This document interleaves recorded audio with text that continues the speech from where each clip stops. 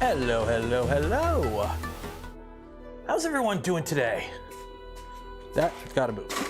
Woo, it's Friday. It's Friday.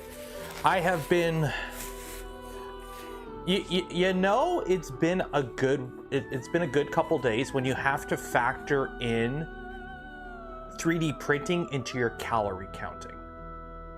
I think that's kind of how it works. If you have to actually adjust your caloric intake based on your what you are printing, I think you can. That's a win. I don't know about you. I think that's a win. And this machine is a win. I got a knife. Hello. Okay, I gotta clean up this mess because I've got chocolate everywhere. I was printing like this should be. Okay, it's cool. Okay. Fun fact for those wondering at home, because I know a million of you have been asking. No, printing in a cold garage doesn't improve print quality. I tried. In fact, it actually worsens it. Trying to protect my caloric. Are we? Yeah, we're on. As much as I like Baldur's Gate, let's change it to. Let's do Synthwave today. There we go. All the above. So what are we doing today? I have no idea what we're doing. What did you guys vote for? You want to put Ultimaker OG with Klipper. Okay, we're putting Klipper on the Ultimaker. We are putting Klipper on the Ultimaker. That's what you guys want to do, so that's what we're gonna do. So yeah, let me get my box of confectionaries over here so I can start cleaning up. Because what do we got here? We got, I have a box. I have to keep a box with this printer because I got coconut. I did end up getting chopped peanuts that are dry roasted and salted. I bought the caramel that looks like it belongs in your bathtub for hair detergent, but this stuff is like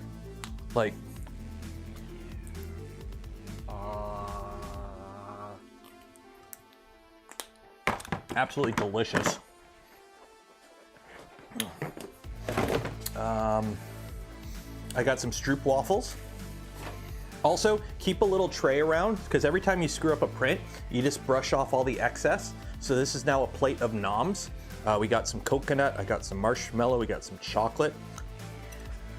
So that is the plate of delicious fails.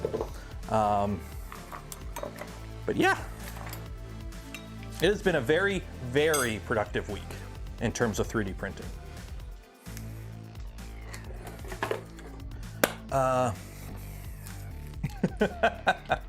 It has been a very productive week in 3D printing. That's not very sanitary. What do you mean it's not very sanitary? It's chocolate. It's been sitting in a garage that's 10 degrees Celsius. Like, how is that not sanitary? How is it contaminated? It's literally chocolate. One of those dead spiders. It's too cold for the dead spider. At night I turn the heater off out here. So right now I've got the heater on, so it's actually 17 in here. But normally it drops down to like pretty cold. Mice like chocolate. I got no mice in my garage. Oh, I meant squaring the. It's coming straight out of a container that's food safe into my mouth, which is safe for food. How is that not sanitary? Yeah. Did you never put whipped cream in your mouth directly out of the can? Like, did you ever like get the whipped cream and just go, come on, don't cap that. Okay, so I gotta unplug this printer for the first time in a while.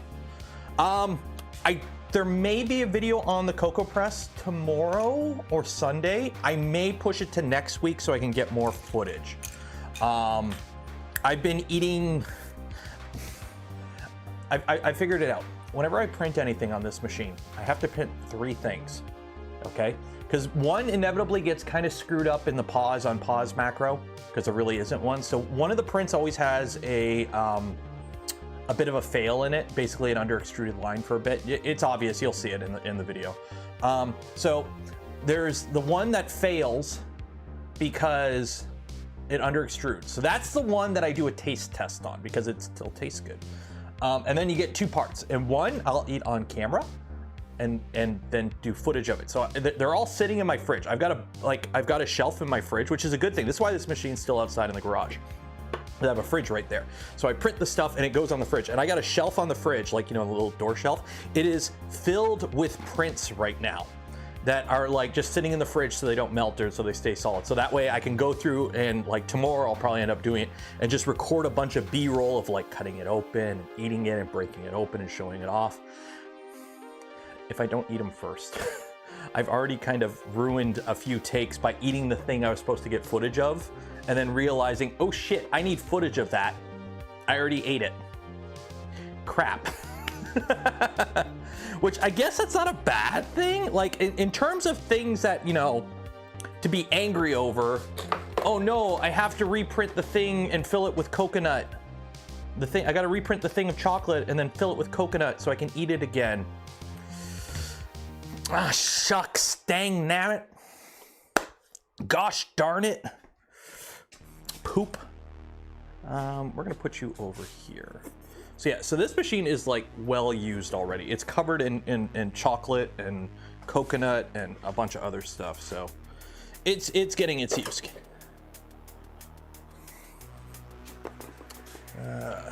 Is Hector here? What, Hector here? Where's Fabrico Hector? Oh, there's Fabrico. Hello.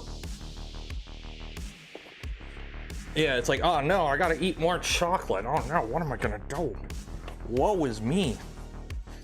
Woe is me. Hey look, it's the Ultimaker.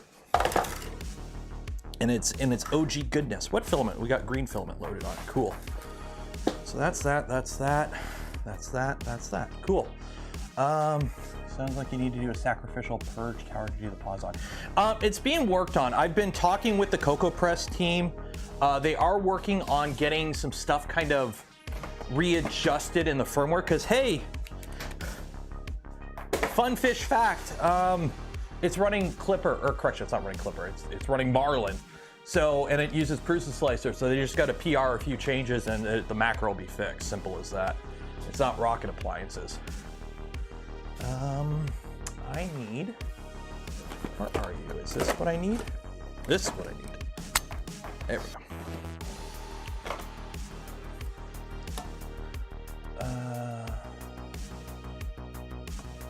Fly around itself. Yeah, Dave, owls are really quiet.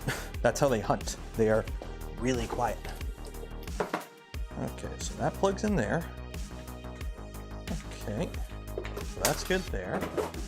And then we get our power supply for the Ultimaker. And we plug that in. Yeah. And then I undo the cable. Am I off screen? I'm off screen right now. Hello. I gotta keep talking, otherwise somebody will tune into the stream, see I'm not on it, and leave, because people have short ADD brains. So plug that in.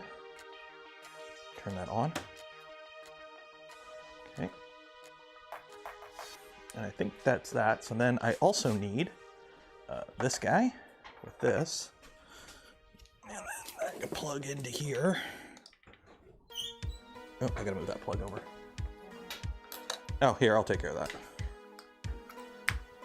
That'll go there. That goes there. That goes there. I'm gonna have to move this. That's over that. There we go. Okay, yeah, I'll put those in there, don't worry. Okay. So, beware of low-flying owls. Yeah, they will bonk you. So it looks like people want Ultimaker OG with Klipper. Cool, so let's end the poll. Okay, so what are we doing today? I don't know. You guys told me. We're putting Ultimaker. We're putting Klipper on the Ultimaker. So, isn't it good? Like, look at this, look at this. I went on buyapie.ca, which is the Canadian Pi, there's CanaKit and buyapie.ca. Those are like the two official like Raspberry Pi resellers in Canada websites. And I went on their site and they had Raspberry Pi 02s in stock and they had Pi 3As in stock. Now, this is my little secret. The Pi 3A is my favorite Pi. For putting Klipper on a generic 3D printer, Pi 3A. Why? Well, you get a full USB, a proper USB. You could still put a camera on with the ribbon cable, which that's what we're going to be doing with this. So actually, this will get the Pi 02 is going to go in the Cocoa Press probably. This will get the 3A or vice versa. I'm using the 3A today because I did you know they make USB A to micro connectors cables. So that way I can plug USB directly into these, because both this and the Cocoa Press use USB A, the big fat one, to plug in. But yeah, bought both of these, MSRP, delivered in 2 days. Sam's here. Hi, Sam. So yeah, so we'll probably use the Pi 3A today, and then I'll switch it over, because the joy of it, Klipper, you can just swap the USB and you're good to go. USB, is it USB B? A is, you're right, A is the normal one. B is the weird one that like printers use and like paper printers. So, before we put Klipper on here, let's just make sure I didn't break anything. Control, prepare, auto home. Cool. Oh, those steppers. Music to my ear.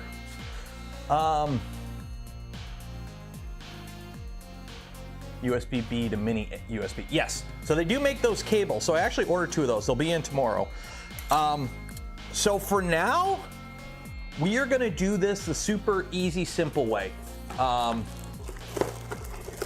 And then I'll use, doing it properly as content for another stream. Because that's how we roll. So for now, we'll use the Raspberry Pi 3 with an actual just USB cable, and I'll just plug it in.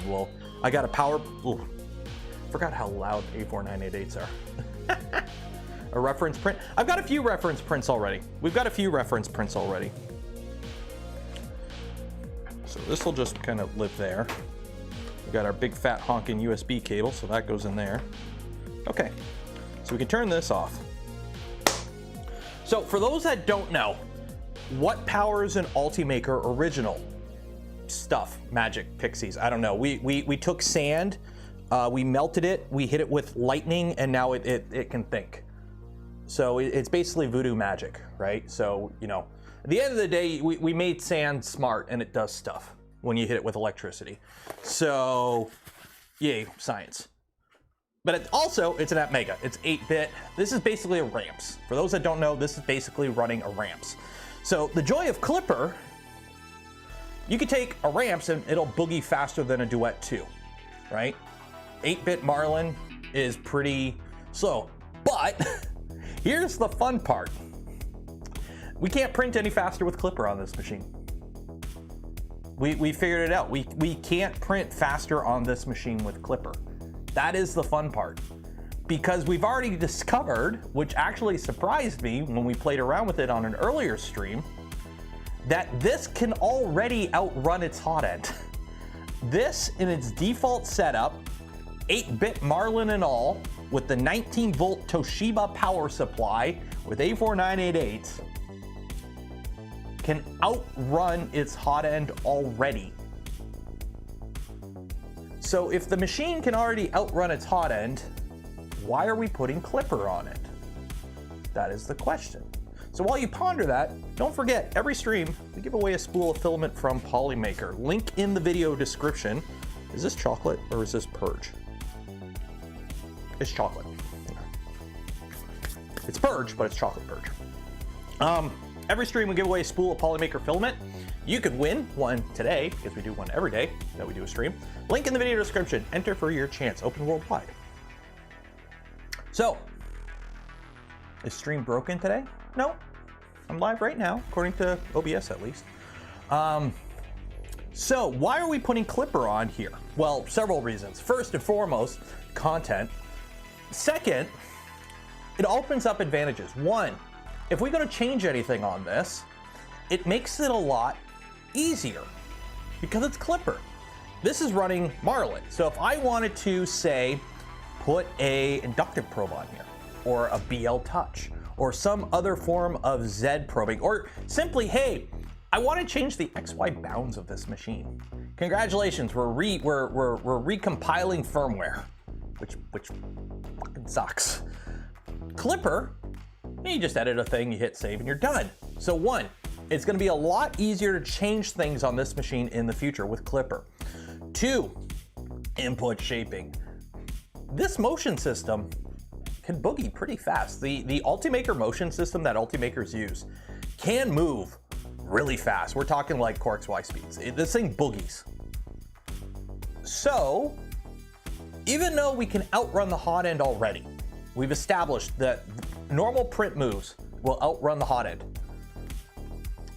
That also means we can bump up the travels, because we can skip steps. This thing will skip steps if I start pushing the travels, complicated travels high. It will skip. I did find that out.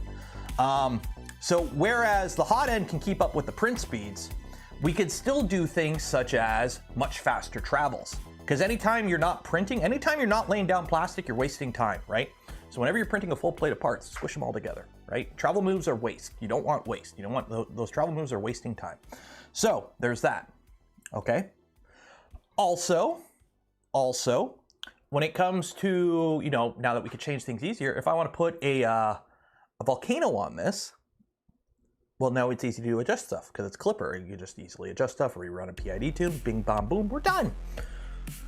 Same with a probe, so it'll be easier to modify. So we also get input shaper, which will help a lot with the rigging that we got. Also, a huge thing will be the pressure advance.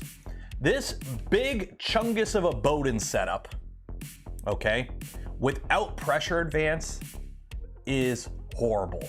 I don't know, shoot, I don't know if I shared pictures of it. Let me check the Discord.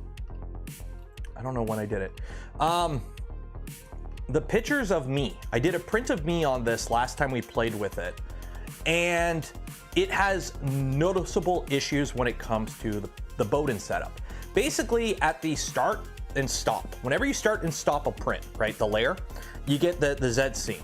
Well, on this, because of the back pressure issue from the long Bowden tube, it basically over extrudes when it starts a layer. And it's very noticeable. Pressure advance will help that. So we're gonna get more consistent extrusions. We're gonna be able to move the travels faster. We're gonna have input shaper that'll help us get rid of all the harmonic issues. And then also, web interface, which is probably one of the biggest reasons to put Klipper on a machine like this. It's just usability, the web interface, the ability to remote monitor, add webcam, just easier to adjust stuff. It won't make the machine a million times better. It's made out of wood. But it's gonna give us a bunch of little things that add up together that will make it like a new machine. It's like taking an old computer, taking out that old disk drive and putting in an SSD. And putting a fresh install of Windows or Linux on it, right? That's basically what putting Klipper on these old machines does. Yes, it's still an old machine and you're still gonna be limited, but you know, it'll move a little bit faster and it's gonna be a little bit easier to work with. So that's kind of the big reason to do that. So let's get started. So we're gonna use a Pi 3A Plus. Now here's the fun part. I'm all out of SD cards. So I went digging.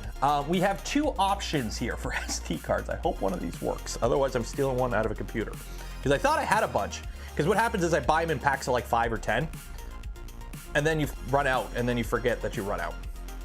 So I either have the micro SD card that came with the Bamboo Lab P1P, or I've got this random SanDisk 4 gig one. I think we're gonna go with the P1P one because the SanDisk one is class 4 and I think we need class 10. So we'll hope the SD card that comes with the Bamboo Lab P1P is good enough. Otherwise, I'll just go steal one from a printer. I'm sure there's a printer somewhere I could steal an SD card from. So we'll go with that.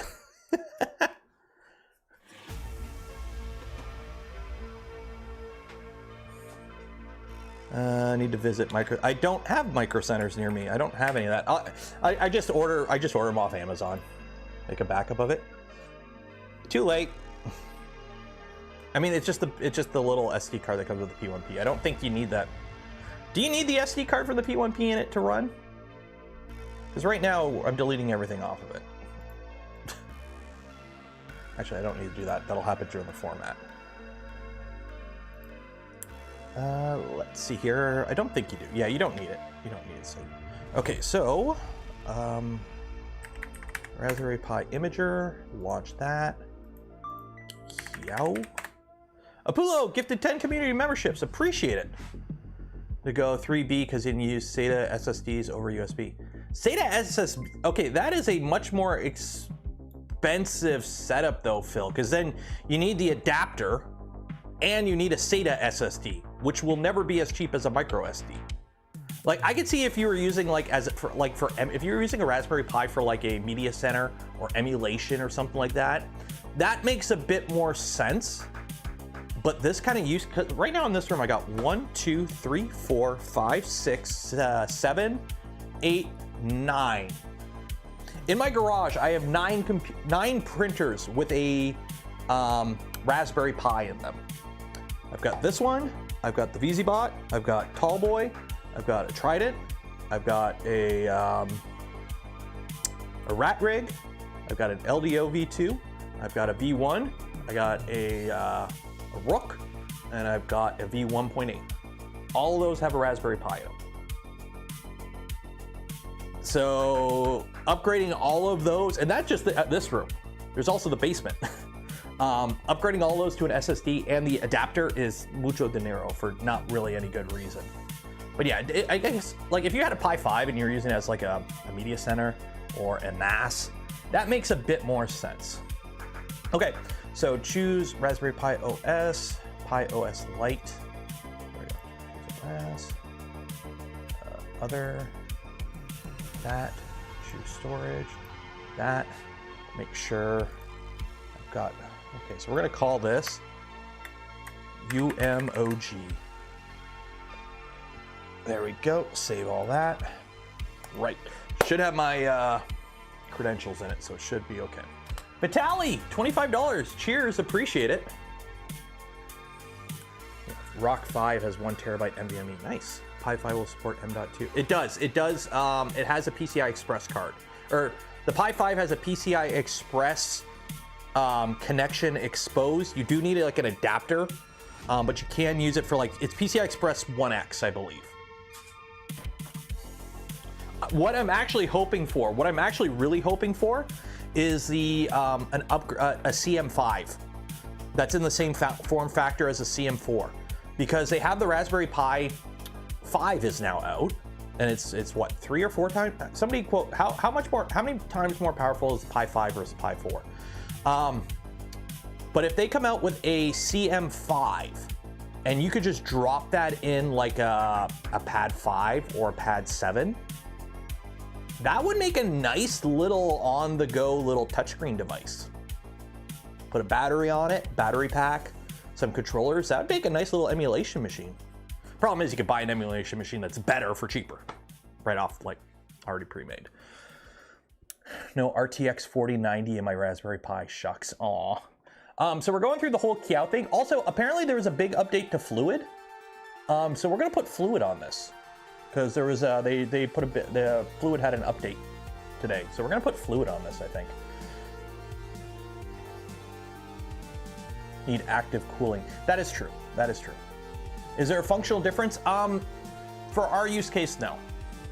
What was the update? They just, I don't know. I just seen there was an update for it.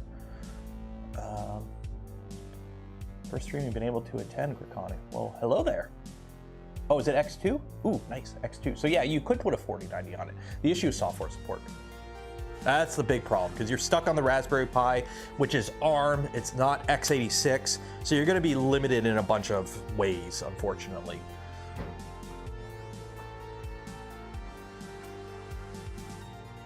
We launched it 2 days ago. There we go. Okay, well, as long as CHOW pulls it, we'll put it on. Wish the Pi 5 wasn't $60 starting price. How much is the Pi 5 in Canada? Buyapi.ca. How many Canadian monies am I crying over for this? Pi 5. All this because for a start button. Okay. So it starts at $84 Canadian. and it's out of stock, obviously.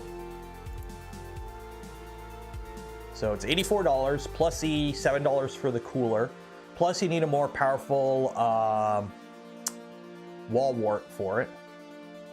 So yeah, it's not exactly cheap. Brands.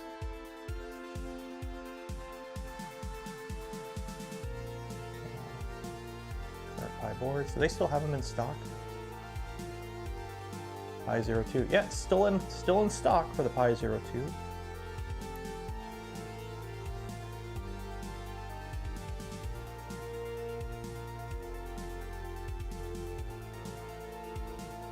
So 21 Canadian for that, and then good old 3A. Which this and this are, by the way, the Pi 3A and the Pi 02W are pretty much the exact same in terms of power. They pretty much have the exact same specs. The difference is this one has a full size, the Pi 3A has a full size HDMI. It's got the full size camera hookup, and it's got a full size USB versus micro. So I kind of prefer the Pi 3A for printers because it's a lot easier if you want to add a webcam. Depending on how you hook it up, you can still power these via GPIO. You can power these off of just the controller board on modern controller boards. They output enough juice to power these. And you connect it via GPIO, and then you still have the full size USB to plug in a webcam, right? So if you want to plug in, you got your webcam, you can still plug in a traditional webcam via USB with these. That's the advantage I find versus these, because you can do that with this, but you need an adapter, and then once you add the cost of an adapter, you might as well get a 3A. That's kind of my thing, what I prefer. Okay, so that is done. So now we play everyone's favorite game. Did I do it right? And will it connect to my Wi-Fi?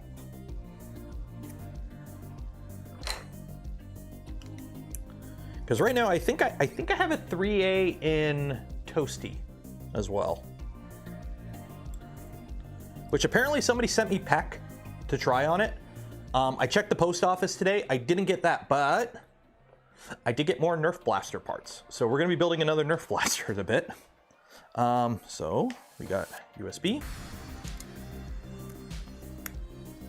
And we're gonna be totally like that and power it via a wall wart because that's all I got right now.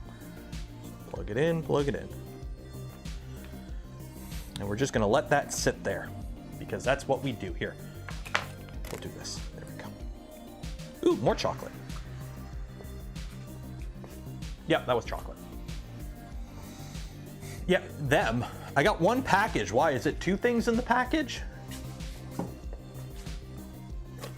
I got the good old Apollo gift bag. Use the Pied Piper of Nerf. Hide my. It's from Silver Fox.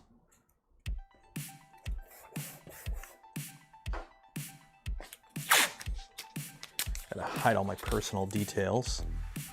Don't need you guys spying on me. You know, this actually went to the P.O. box, so actually it's not a, if I leak these details, it's not bad because it's P.O. box. Did I just power the Pi, the MCU through the Pi? Is this off? Yeah, it does that. The fun thing with this has, I'm technically not plugged into the controller. I am plugged in to the Arduino Mega. So when you plug in the Arduino Mega, it actually turns on your printer. However, the motors don't have power. The fans don't have power. So if you were to try and do anything, nothing would happen, essentially. But you technically are powering the Arduino Mega, which has all the thinky think via that. But if you were to turn on the printer, nothing happens. So if I, prepare auto home, obviously nothing happens because the motors aren't powered. There's no power to the motor or anything, right? The only thing that's powered is the Arduino. So.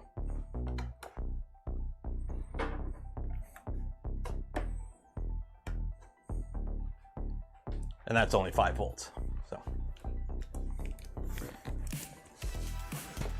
As soon as you plugged it in, you got an ad. Oh, did YouTube finally roll that out?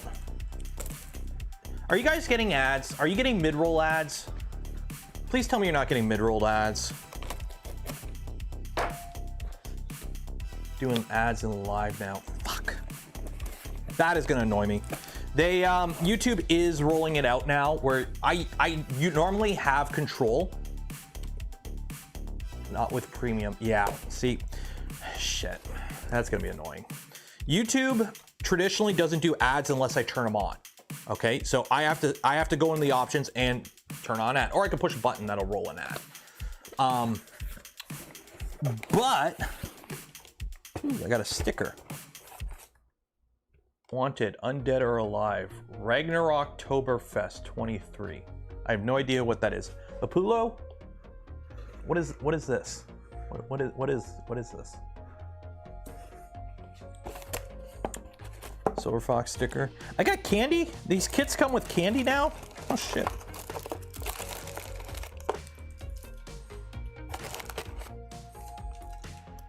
What the heck is a Smartie? Oh, this is a small kit. Yeah, this is just one. This is a slab. Whatever the slab is from Silver Fox, that's what this kit is. This is a slab kit. So that'll probably be next Friday stream, if you're wondering. On the premium after the price rises next month. Oh, here's the thing. When you're watching me live, premium doesn't get me anything really. The only advantage I get from premium users is if you watch the videos, which requires me to make videos. Slab, silly butts, lever action. Ooh, lever action. Heck yeah.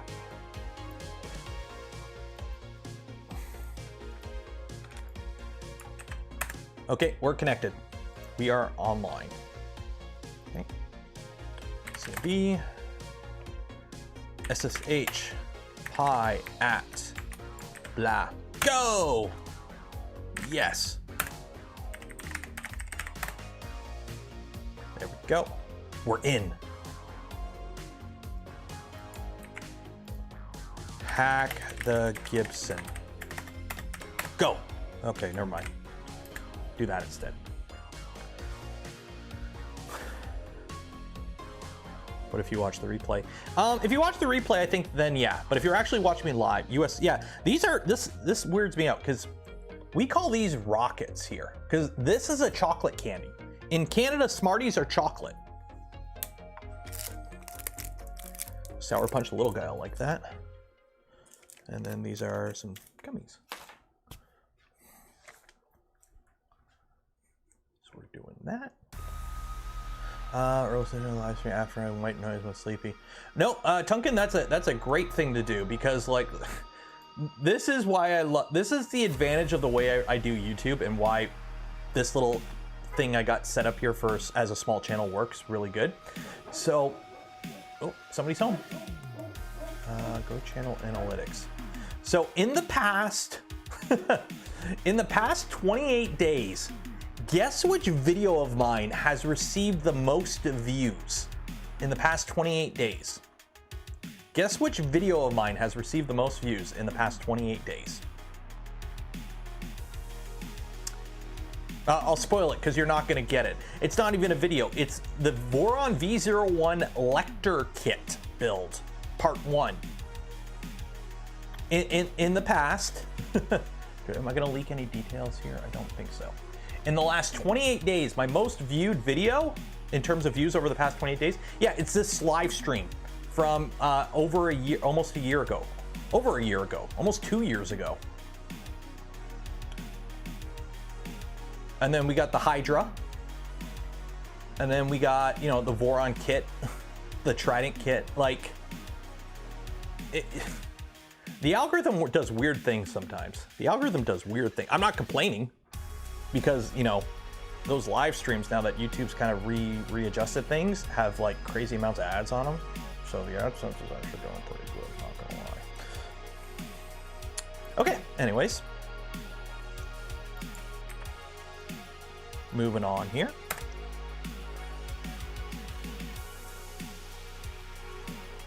I Watch the Saturday night stream and regularly fall asleep. Did you watch? Well, last Saturday night stream went on for 6.5 hours.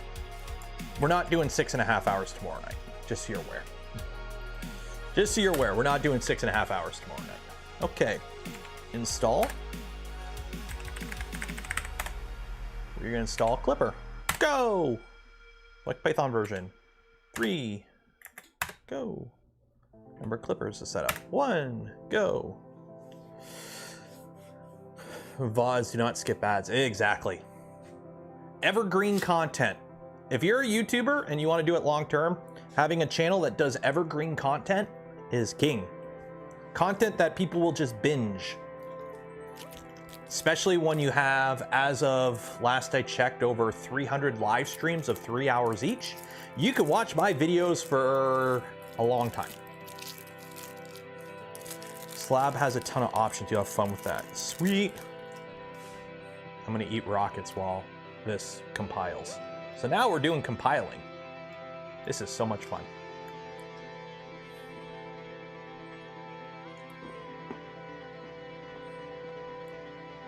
Do content on coniferous evergreens. So, well, that's compiling because it's going to take a while. I'll show you what I've been working on. So we've got, they finally finished. This is a hot cocoa bomb. So this is filled with hot chocolate mix and marshmallows. You put this in a mug and you pour hot water or hot milk on it, and it all dissolves. And yes, it is filled with hot chocolate. So that's that one.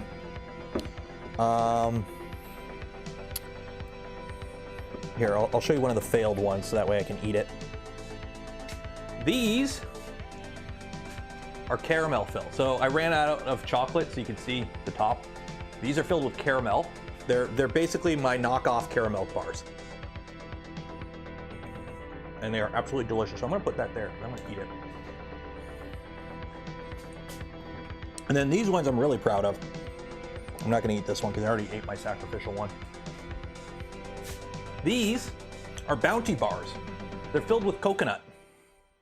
These are filled with coconut. And they were an absolute pain to do because you have to get the coconut all in there without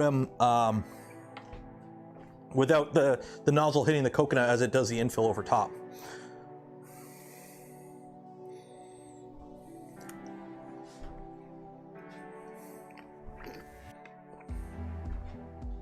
I'm eating my B-roll. Uh-oh. Uh-oh.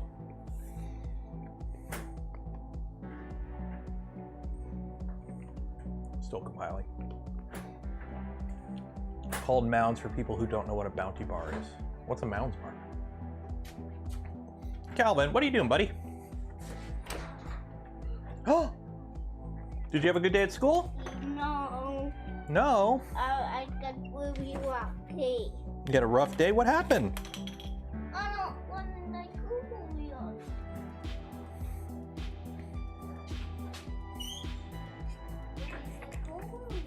One second.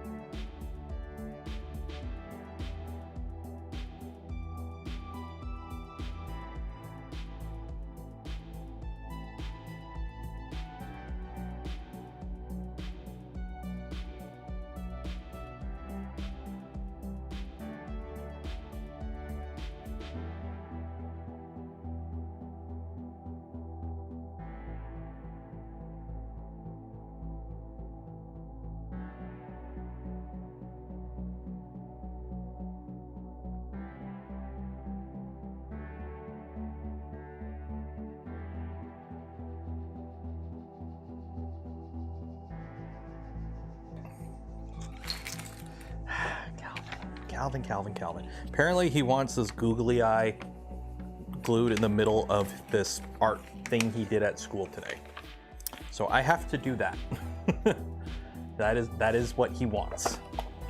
So while this compiles, I need to find glue. I don't know where my glue went. I had a bunch of glue.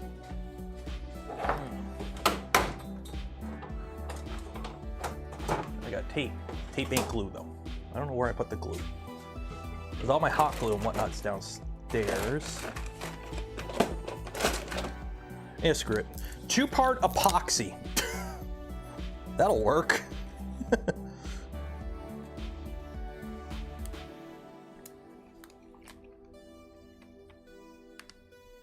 No, it won't. It's frozen. Nope, nope. There we go. That one. And that one. There we go. We'll use some 2-part epoxy. What are we compiling? Klipper. We're doing CHOW.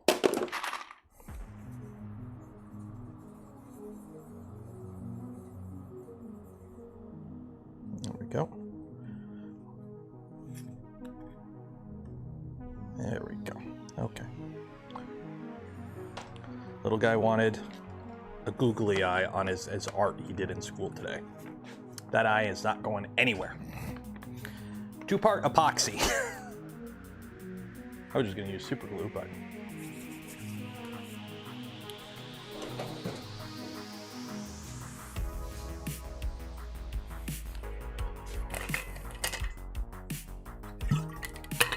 Mounds are not the same as Bounty. Bounty uses coconut cream with the shredded coconut. Mounds uses palm oil and corn syrup. Oh. Well, mine are just straight up coconut. Mine's just straight coconut, shredded coconut. I got nothing in it but coconut and the chocolate. So. You don't have a bottle of bed adhesive? I do, but I don't think bed adhesive will work on gluing a googly eye to paper.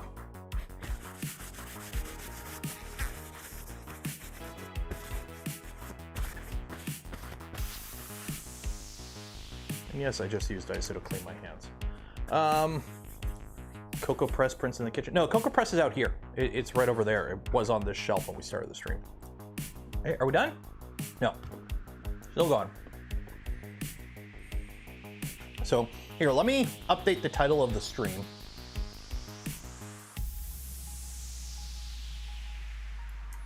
Installing Klipper on an OG wood original. There we go. Okay. And then now I need to put a thumbnail. I got to update the thumbnail because this is YouTube and I can't have a generic thumbnail. So we'll just use, we'll do this, right? So we'll do this.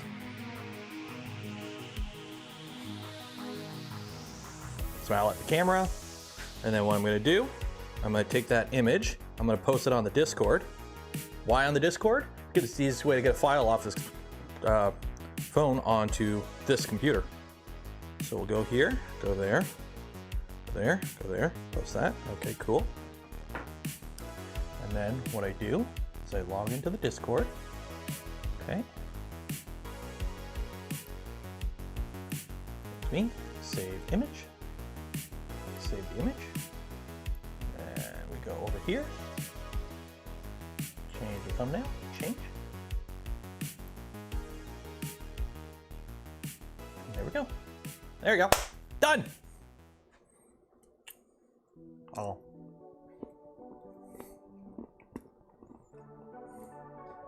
No, you don't do the surprise face anymore. The meta has changed. Mr. Beast, the god of YouTubing, has declared that you don't do the open mouth anymore. Now you smile. That's the thing now.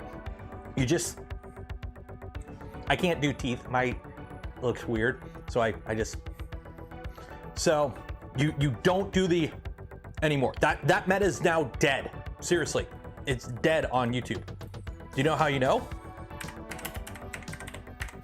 Because Jimmy went and changed all his, oh no, did he change it back?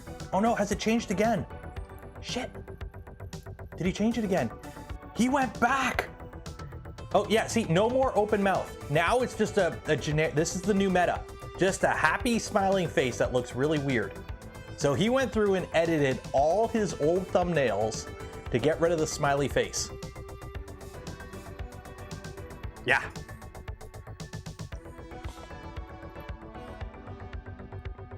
Oh. Did I bring enough for the whole class? So what you do is you go buy a Cocoa Press and print your own. Simple as that. Done. Yay. Okay, now we're gonna install Moonraker.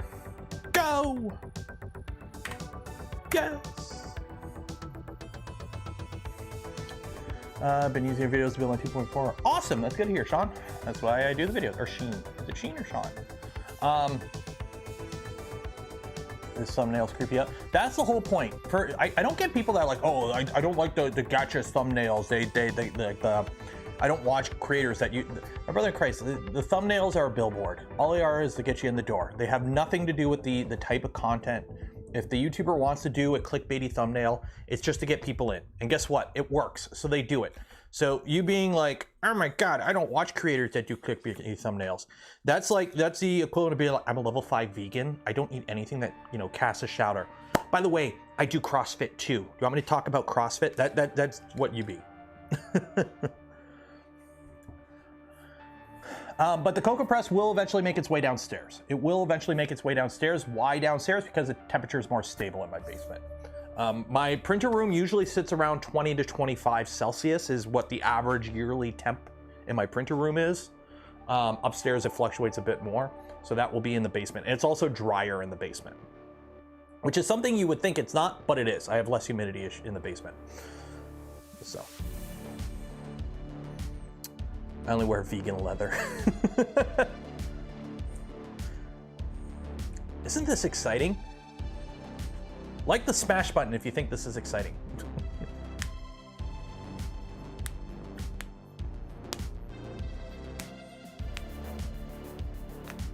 Leave us CrossFitters out of here. See, that's how you know somebody does CrossFit. They'll tell you. See, there you go, Os Decay. That's how you know somebody does CrossFit. Don't worry, they'll tell you. So let me actually clean up all these screws. I got so many leftover screws from the Cocoa Press build. Actually, I don't have a lot. That was a very good build. I'm working on the video for the Cocoa Press. If there is a video this weekend on it, it'll just be like an initial overview video, and that's probably what I'll end up doing. I'll probably do just an initial overview video on it with showing off some prints, and then I'll do a separate video with experimenting on it. You know, I've actually done more experimenting than test prints on it. I've actually not printed much on it other than a Benchy, because everything I've printed, I've put stuff in it and then ate. Yeah, I use Arch. We are keeping the same bed for now. What I may end up doing though, is putting a magnet on it and putting a spring steel sheet with tape on it, but that way I can use it an inductive probe. This is only ever going to be a PLA machine. I don't want to do anything but PLA on this machine. I have no plans to do anything beyond PLA on this machine. I've got enough machines I could do more than PLA. So this will only ever be a PLA machine. However, I probably will end up putting a spring steel flex plate on here and cover it with tape. Simply for two reasons. One, it's easier to get prints off, you just pop them off. Two, that means we now have a metal bed. That means I can put an inductive probe on this, so I can do a bed mesh. Because you can add an inductive probe to the stock tool head, and a lot of the modded tool heads, which I'll probably end up going with a V6 tool head, because then I can put a volcano on it. But for now, we're just trying to get Klipper on it. And Rain Motorsports, who's a member of the community, they have an Ultimaker that is running Klipper, and they have a pre-made config that apparently works pretty good. I'm going to be rolling our own for now. I may end up deferring to Rain if I don't know if he's in chat or Discord. Two reasons. One, I think my machine setup's a little bit different. I don't have an inductive probe, for example, and whatnot. Two, it's more content if we stumble through it and figure out how to make it work. Nero's bad influence. Yeah, these are awesome. I've got two of these. They're great, and they also have USB charging ports in them. I should send you the capacitive probe I have. I have a few probes already. I don't know where they're at, but I have a few probes already that I think are the same like form factor as this. So, because I think I can actually just swap out the heat break or the heat sink with the heater block with a volcano, but I really want to move away from this non-actively cooled hot end. Install beacon. Actually, I would be able to put beacon on it because it has Klipper now. Because that's one of the downsides of beacon is you need to run Klipper to use a beacon. It only works on Klipper machines, which is actually the Duet one doesn't, because it obviously works on Duet. So for those that, oh shoot, what did I do? What did I do? Okay, Duet. Okay, I got to be careful when you just search a term on Twitter. You don't know what's going to come up. So Duet have their own this thing. I love this because this is on E3D's Roto. Look at this package. So you got their eddy current probe, okay? You got their eddy current probe. You got a Revo. You've got all your connectors, and this is a fully kitted out Revo Roto. So it also has a heat sink. The heat sink itself has a thermistor. There's a filament runout thermistor. There's a random button. You can program it to do whatever on here. Yeah, look at this thing. Look at that package. That is such a nice tool head. And then you just bolt that onto like a Mark III and you got yourself a budget Mark IV, essentially. But the way they do it, it works good on the tool head board, but if you're doing it standalone, they have this breakout board that does it. That's one of the things that Duet the downside with Duet is their board form factors are a little bit chunky, I find. Like they have a tool head board, but it's a little chunky, I find. And their eddy current sensor is that. I'm wondering if this would be able to work with Klipper though. I wonder if that would be able to work with Klipper. So the advantage of doing it this way though is it makes the probe itself smaller. That's the advantage of doing it that way. But yeah, eddy current probes are starting to come out. Like Beacon is old now, new, faster, cheaper knock. I wouldn't call them knockoffs. I know there's a huge thing on it on Twitter because it's Twitter and that's how Twitter works. There's a whole bunch of people getting uppity that there's now an alternative eddy current probe to the Beacon. Rushmere, I think Rushmere 3D was showing it off. Let me see if I can find it here. Yeah, they have their own board. They call it, what do they call it? Cartographer. So it's an eddy current sensor. The thing is, eddy current sensors are not a proprietary thing. Anyone can make an eddy current sensor. And there's multiple different ways of going. It's like an inductive probe. It's just a type of sensor. So anyone can go ahead and make an eddy current probe. There's nothing locked down about it. Yeah. And there was a lot of people like, this shouldn't exist. I'm like, it's just an eddy current sensor. Like, and it's like, well, it looks the same. It's like, well, there's already an established form factor. Okay. How many, like it's an established form factor now. Why would you make it not compatible with the existing form factor? All it is a screw mounting hole. So, Mellow BD sensors and eddy current. Yeah, so Mellow has an eddy current sensor now. Yeah, that's the thing. Like, here's as shitty as it is. Like, if you develop something new in 3D printing or any field, basically just get it out there quick. Try make your buck quick before somebody makes an alternative. Does it use Beacon's code? Is the Beacon code proprietary, or is it just normal Klipper code? Because if they open source the code, they open source the code. If the code is the code, like. If they're violating a license, then there's a problem. But if they're not violating a license, then they're not violating a license. Beacon code is closed. So then, are they violating the license? So why aren't people calling them out for violating the license? Because I haven't seen anyone say they're violating the license. I've just seen people, oh, it looks the same. It's like, okay, well, a lot of things look the same.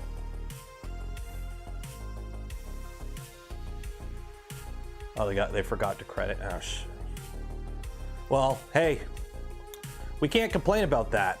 It's already been established that's an accepted practice in 3D printing to just, you know, it's okay if we establish, we can just say sorry later and move on. That's an okay thing in 3D printing, as we've established, so.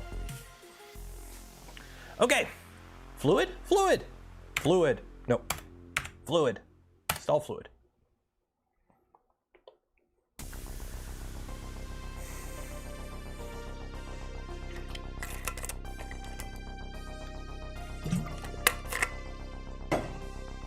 Yeah, as we've established in current 3D printing, you can do whatever you want as long as you say sorry after. Yeah, we're putting fluid on this machine because there's been an update to fluid, and I haven't played around with fluid for a while, so this gives us an opportunity to play around with fluid.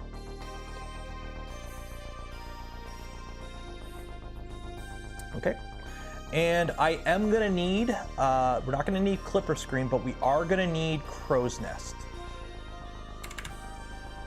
So I will be putting some cameras on this machine at some point. This will take a while. Been in fluid and mainsail? Josh, at the end of the day, no.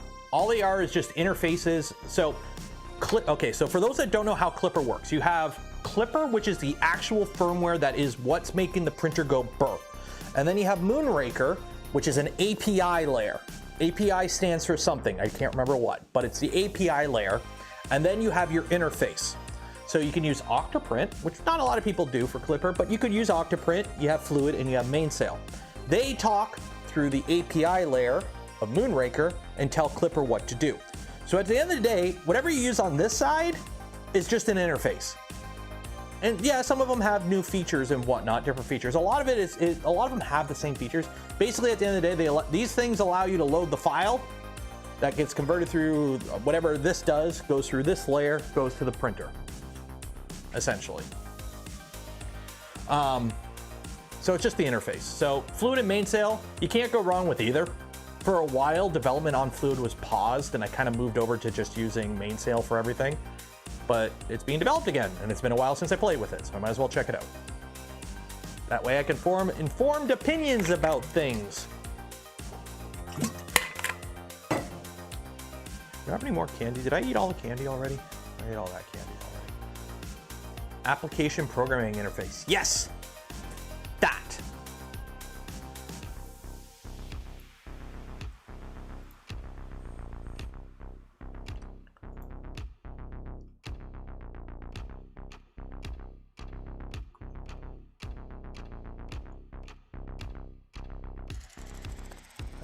Feedback on fluid is appreciated. Cheers!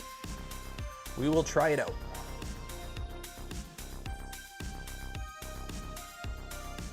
Ooh, hey! Well, while we're waiting, it takes a while for crow's nest. So while we do that, I want to see what Grant said about me.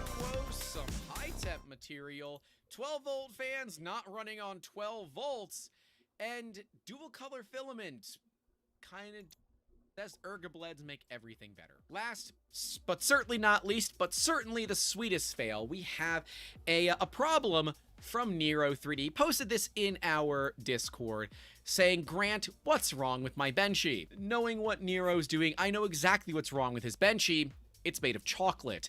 This is one of Nero's first prints on his Cocoa Press, a printer that I wish I could be doing right now, but your boy needs his XL done first, which theoretically might have happened by now. I actually don't know because I am recording this before the third stream of the XL. Maybe your boy's got a working XL. Maybe he's got a fourth stream. Hey, quit shocking your stuff up. That prints chocolate. And yes, Ellie, I'm still doing these. This is episode 113, and I'm going to tag you in it just because I can. They would exist on the Friday fails thing. That's true. If we still did those. I love you.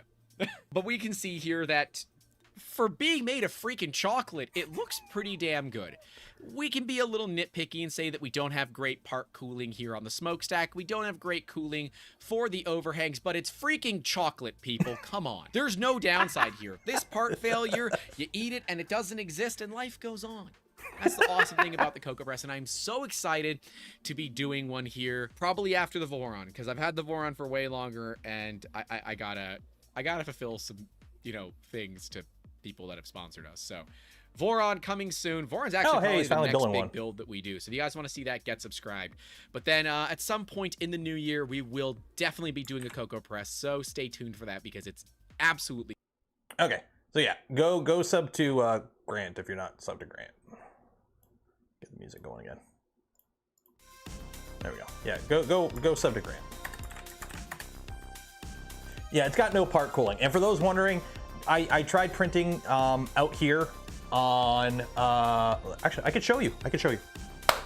I will show you, because I don't think you can tell.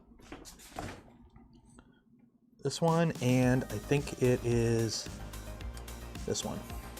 Okay. Can you tell any difference? Obviously, this one failed. Okay.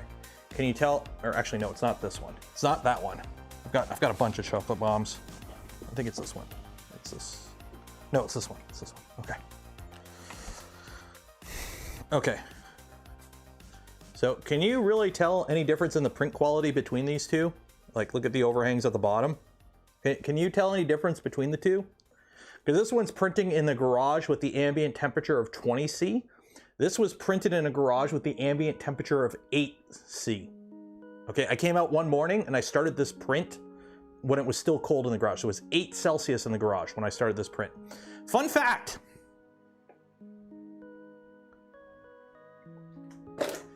Chocolate warps when it's cold. It actually warped off the bed. The print failed because it warped off the bed.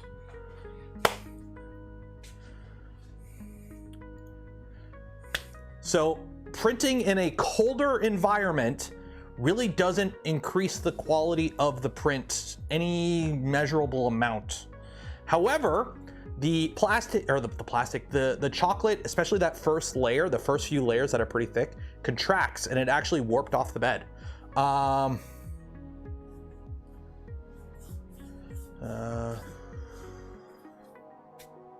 So there was that.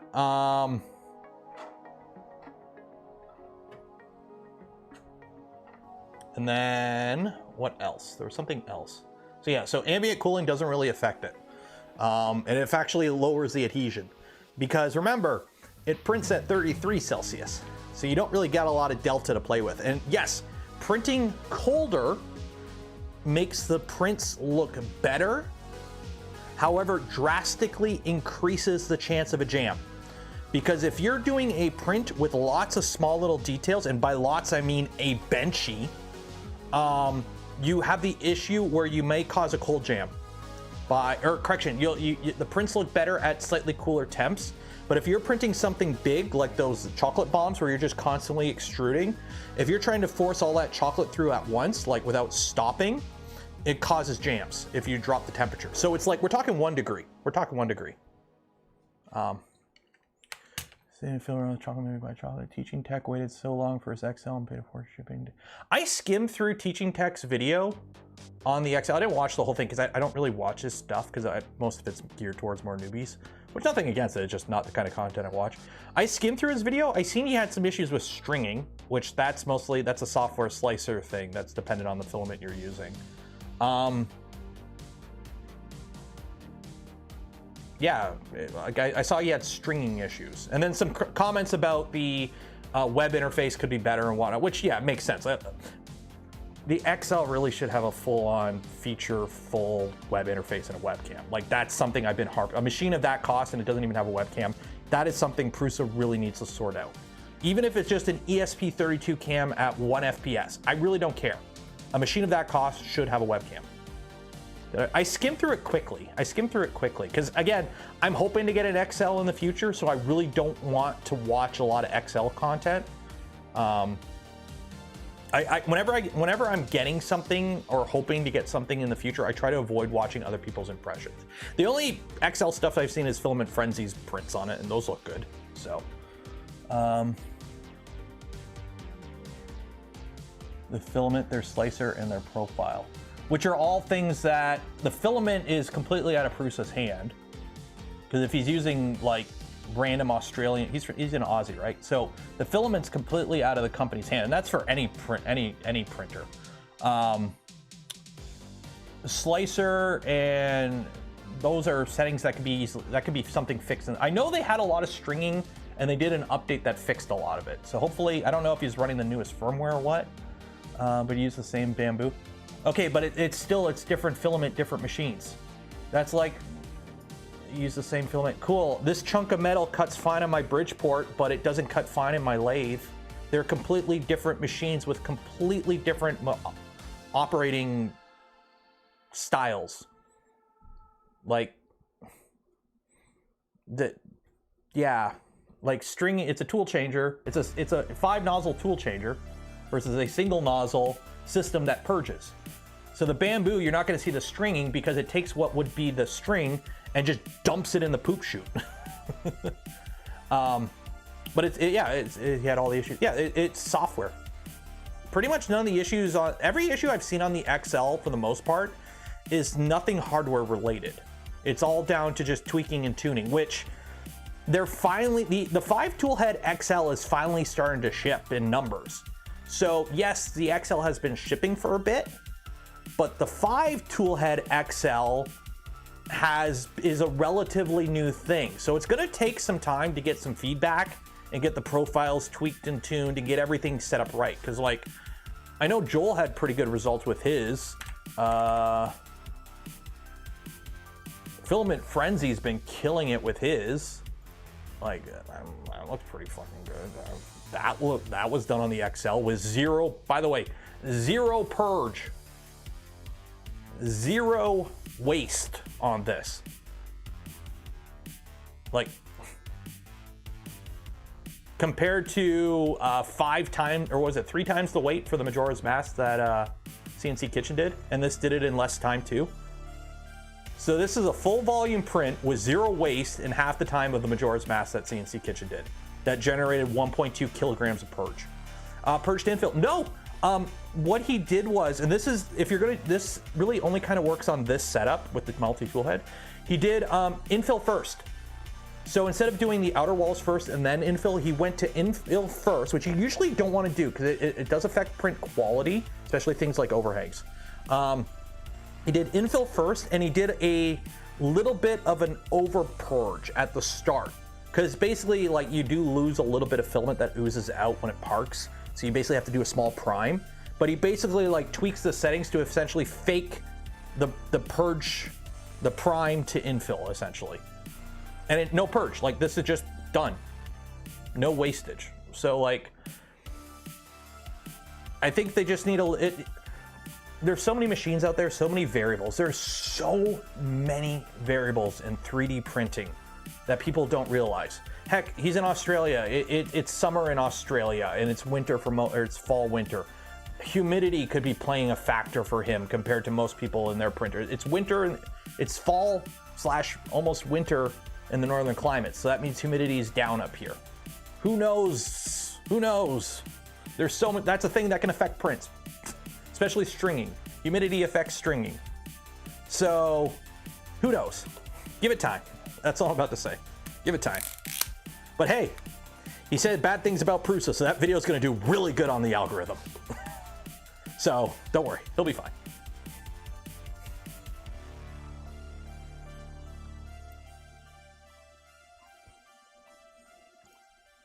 Actually, how is that video doing? Hope it's doing good.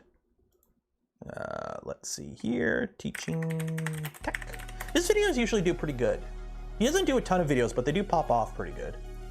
8K views in 4 hours? That's okay. It'll get going. You said good things. Yeah. Well, I only skipped through it quickly, like earlier today while I was having my morning coffee. It's not really acceptable. TT! How do you test things mass market wise when you have shortages so you can't make the things so people can't get their hands on them to verify things? There's a reason Vorons take months. Like literally 2.4 was done for 6 months, or actually probably not 6 months, but it was done for like 3 to 6 months before we released it because it took that long to get enough internal ones up and running for testing. So a few machines running in a company's dev lab that are test machines are not a mass production volume of machines in variable environments. So yes, I'm sure they do testing. Don't get me wrong. I'm sure like Prusa shows off their testing quite often. They have a whole test farm. But that is not hundreds of people getting their hands on machines and testing random filaments and different designs and different settings globally. And then getting feedback and adjusting. Like, I don't know about you. Name something that was released that was perfect, that never needed a fix. I mean, I've already, my brand new Subaru has to go back in for a recall because there's an issue with the wiring harness. Like, I'm sorry, shit happens, and that's a car, so you don't argue about price. Like, that's the thing. Like, especially, oh no, we have problems that we'll be able to fix and patch via software updates. Just push a button and your machine will be better. Everything Bamboo. How many updates have Bamboo had? Like, I mean, hey, do you want a new feature on your Bamboo? Complain about it, then they'll do it. I'm sorry, this is taking, I'm killing time because it's taking forever for Crow's Nest to, it's still compiling. Water V1 was perfect. I don't know. There's still the exploit where if you consume too much, it causes a fatality. So they nailed the multicolor thing off the bat. Not really. It took them 3 revisions of the AMS to have an AMS, a non-hardware faulty AMS unit. I have a first revision and a second revision of the AMS, and they both had hardware failures. The actual physical design of the AMS cracking and the rollers popping out. It was not perfect the first time. Also, there's been software updates to it. Also, it's a system that's a more mature system. Single nozzle multi-material setups have been around for a while. So there is more of a legacy to pull upon for that versus multi-tool head 3D printers. And it's a more simple setup. Literally, all it's doing is an unload and a load. That's a pretty shit simple thing, let's be honest. And a ton of purge in between, so. Any thoughts on the new Delta printer?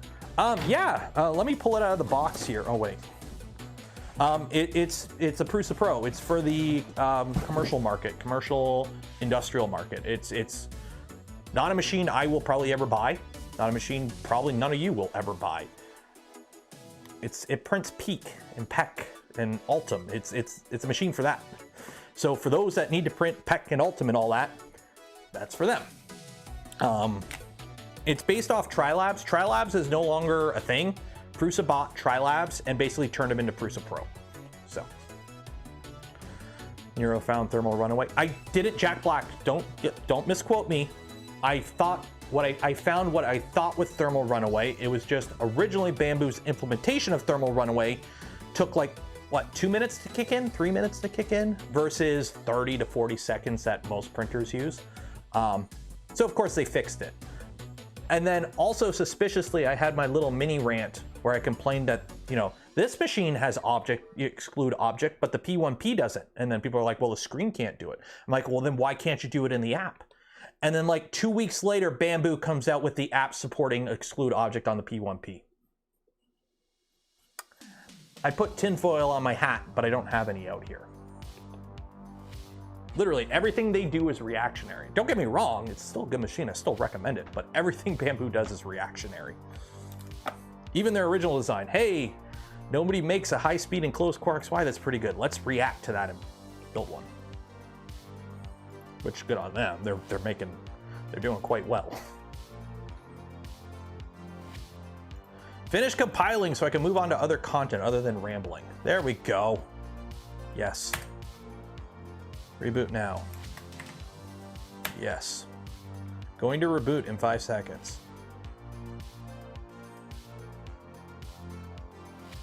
Yay! We have content! The Bamboo people are happy. I can no longer rant about their machine. I'm out of tinfoil after wrapping the house. Halloween was last month. Isn't rambling most of the content? I'm trying to avoid less rambling, because I'm kind of becoming known for that, and I really don't like that. The problem is this is the downside of streaming 9 hours a week. Like, don't get me wrong, I could fill it with stuff. I mean, we did the Cocoa Press in a week. The Cocoa Press was pure content. But now I don't have a Cocoa Press to build. So, I mean, I could just be, you know, oh, wait, help if I actually typed in the wrong. I typed in the wrong password.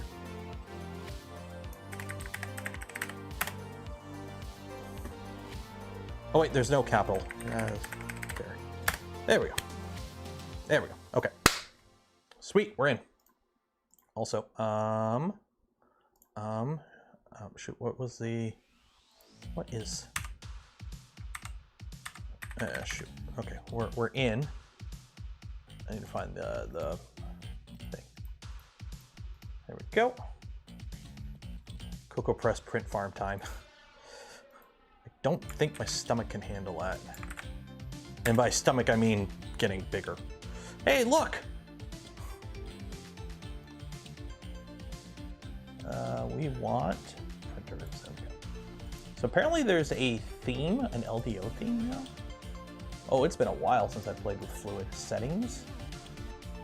Theme. LDO. Ooh, LDO theme. Okay, there's no Ultimaker theme. We'll do the Annex theme. Oh, they got a Klipper theme. We'll go with the Klipper theme. We'll go with the Klipper theme. There we go, select it. Oh, you can change the colors. Dark mode. Dark mode enabled by default. Flashbang out. Okay, there we go. Printer name. UMOG. Okay. Cool. Pat Pierce, cheers for becoming a member. Okay, Klipper config, GitHub.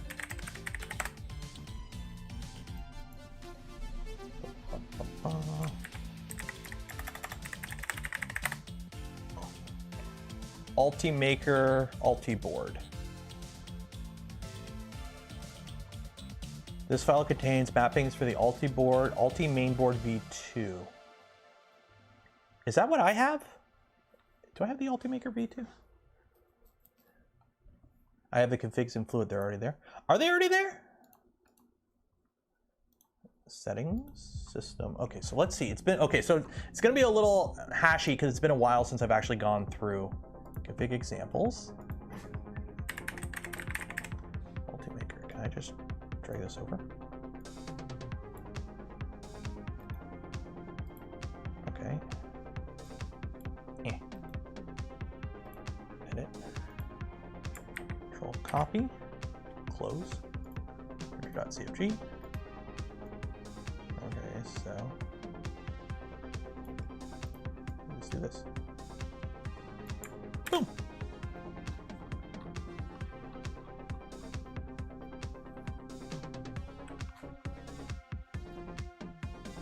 And then move these. I like having the MCU and the printer section be at the very top of a config.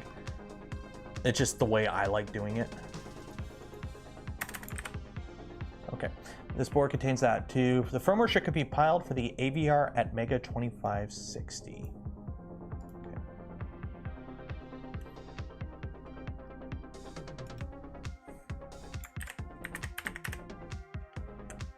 At Mega.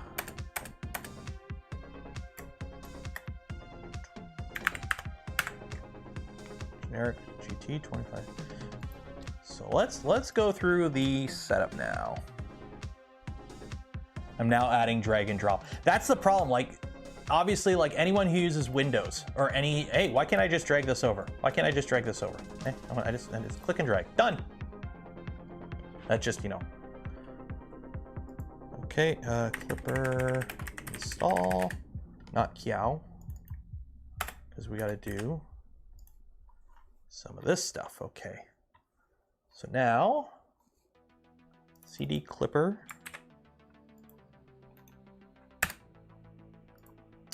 Make menu config. Okay. That's it. Okay. I don't think I have to change anything. I legit don't think I have to change anything. Because it's the same as ramps, right? Contains typically compiled for the AVR. Yeah.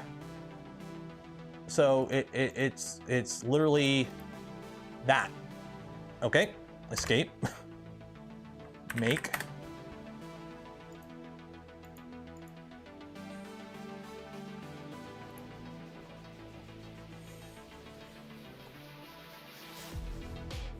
Right now, drag and drop inside the same Explorer card is enabled, but I will check if it could do between cards too. Okay. Okay, there's that. LS serial ID. So we are plugged in via the ISP.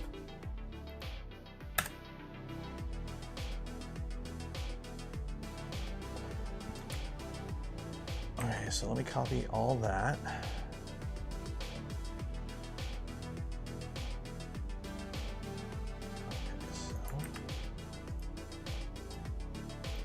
Stop Klipper.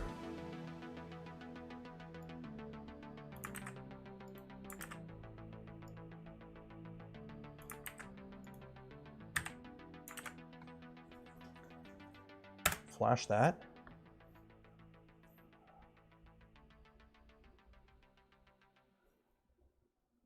Klipper will run on 60-bit? I don't think so. I really hope GPU prices come down. That'd be nice. You know what's funny? I still have my 8800 GT. My NVIDIA 8800 GT. It's downstairs. I paid $300 Canadian for it. New at Best Buy. Or actually it was Future Shop. For those Canadians that know, it was Future Shop. Imagine that. $300 for like second from the top, because there was the Ultra. There was the 8800 Ultra was the top tier. So they had like the original 8800, then the 8800 Ultra, and then they came out with the GT version, which wasn't quite as good as the top tier, but it was damn good. So I had an 8800 GT and I paid $300 Canadian for a top tier GPU. You remember those days? There is a jumping spider on the wall.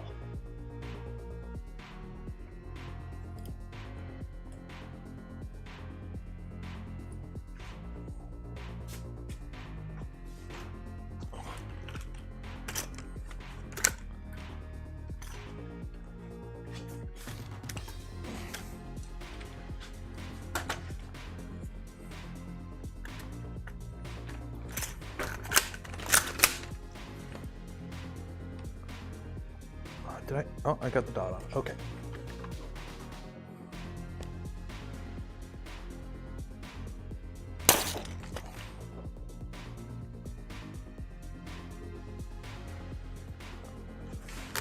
You get to live. That's my new thing. If I see a spider out here, it gets one shot. Spiders are okay, because spiders kill the other bugs. But I just don't like spiders in here. So if I see a spider, if it can dodge one shot, it gets to live. Okay, back to work. AVR dude done. Thank you. Make service start. No, not thank you. Why did I copy thank you? I copied thank you. Okay. But yeah, I paid $300 for an 8800 GT. If you could dodge a wrench, you could dodge a ball.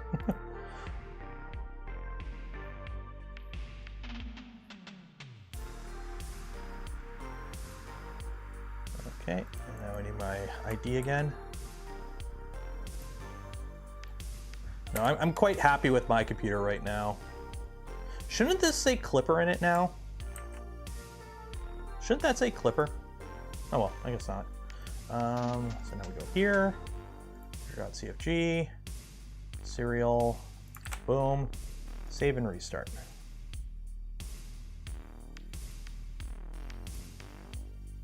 Oh, MCU, oh, ADC out of range. Okay, so we got to play with some settings now. I got myself a 1070 just before prices went batshit for 400 euro. How long ago did you get a 1070 for 400 euro? Because 1070 is like 6 years old now.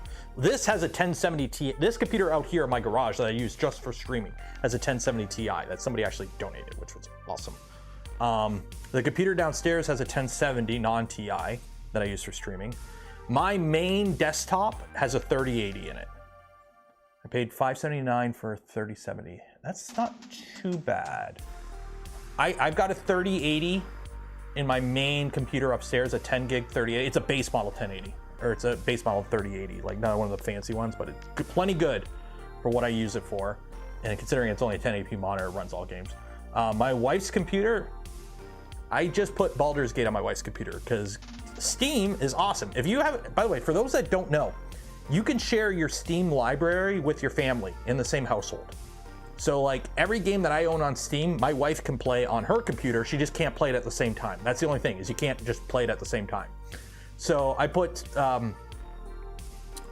BG3 on her computer, and it's got a 1060 in it, a 6 gig 1060 that I bought the day they came out.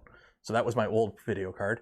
But it's got an i5 2500K and 16 gigs of DDR3. The i5 2500K, it's a trooper. It's overclocked to 4.2 gigahertz on air, but it's starting to show its age. Oh, it's really showing its age. But it does run BG3 relatively okay. I loaded up my Act 3 save, and it does anywhere from 30 to 40 FPS on relatively good-looking settings. The problem is the older CPUs are stuttery. It runs smooth until you start running around and interacting, and it has to like load textures, and like when you talk to somebody, it is like a hookup when it takes a second there to talk. So, yeah.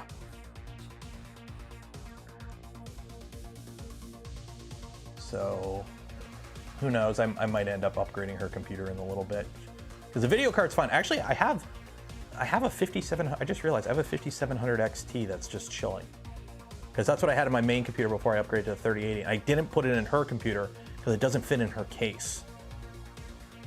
Yeah, it doesn't fit in her case. So I was gonna put it out here, and then I got the 1070, which is better because this has NVENC, where the 5700 does not. Okay, anyways, back to printer stuff. Okay, so we don't have a bed. Control F, bed. Okay, so all this is gone because we don't have a bed. Boom. Okay, save and restart. Printer case. I'm waiting for the, because I don't have it, unfortunately. I'm waiting for the, what's it called? The, what are those rising desks again? The rising desks. You see them sponsor YouTubers all the time. I can't remember what they're called.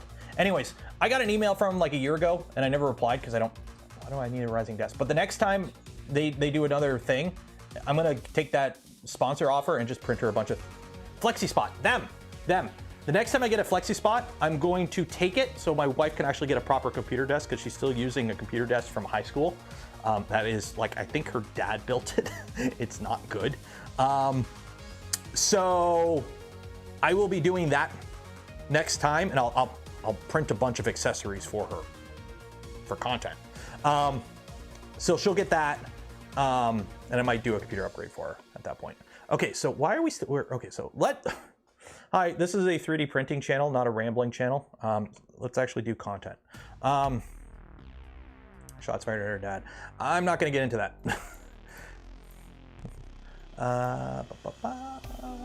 MCU shutdown, ADC. Okay, for min temp or max temp. So let's find out, why is this erroring out? So we don't have a bed, so min temp 0. 10. Extruder. No, that's within range. Oh, it might be the pinout. Might be the pinout. Rambling. Well, if you guys want the rambling, that's the Saturday stream. The Saturday stream, Neuro After Dark. Okay, you know what? This might be the wrong config. Because this config, shoot, where is it? Where are the config examples? This is for the Ulti mainboard V2. Which board do I have in here? Ow! Which board do I have in here? I can't see, it's covered with a fan. Shit.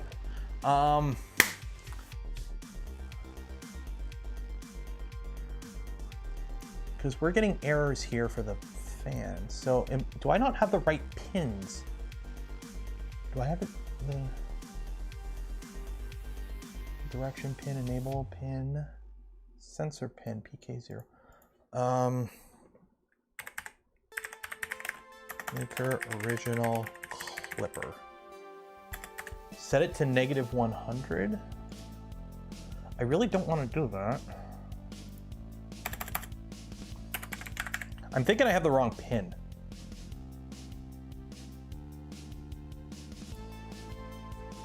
No, it's ADC out of range. I'm thinking I have the wrong pin. It needs to be a PT100.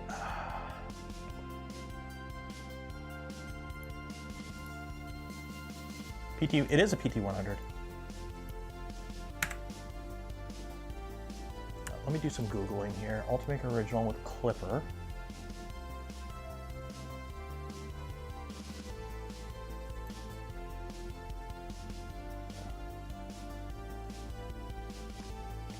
It's a K-type thermal couple.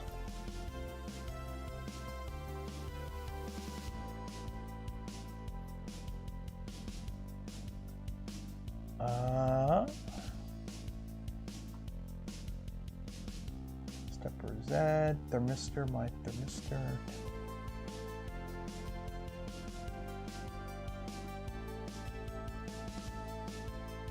Extruder. Okay, so let me see.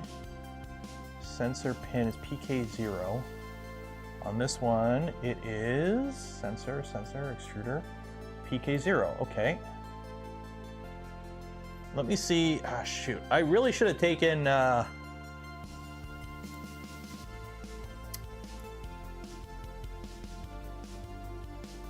Really should have taken Rain Motorsport's advice and taken his config.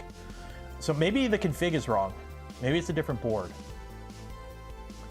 The Ultimaker original. Okay, this is a different board. Pin mappings for the Ultimaker. Okay, no worries here. Here's the link. It's messy. Okay.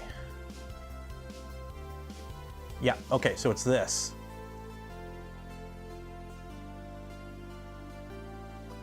Because the pins are different. So in this one, Stepper X PA3. Wrong button. So Stepper X is PA3. Okay, that looks the same. PA3, PA1, 3, 5. 1, 3, 1, 5, 3, 1, 5. Does it need a daughter? Oh, wait. Where is it? It's this stuff. Thermistor, my thermistor, temperature that. Okay, let me copy this stuff and the extruder stuff. So let me put this in here. Okay.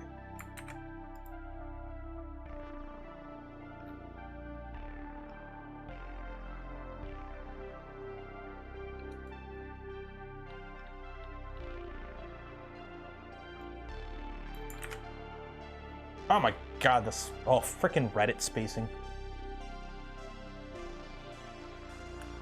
So save restart.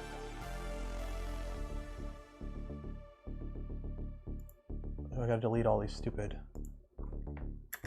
Yeah, I gotta delete all this shit. Okay.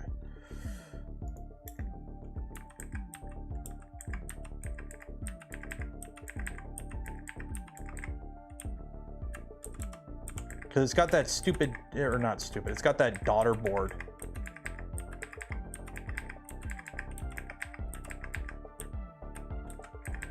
Nope, temperature. Control Z, there you go.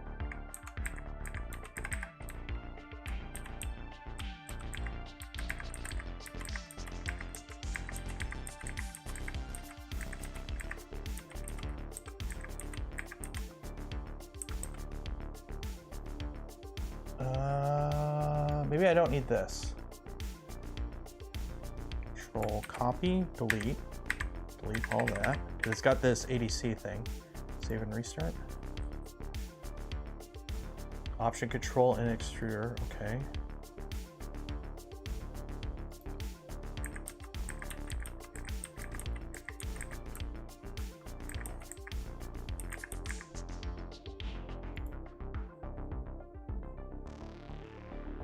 PL4 is multiple times in the config.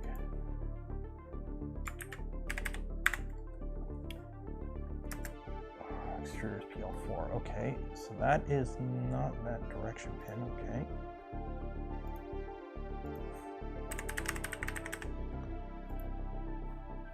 So I don't think this is the right board. Yeah, Ultimaker V2. This isn't the right board. Okay.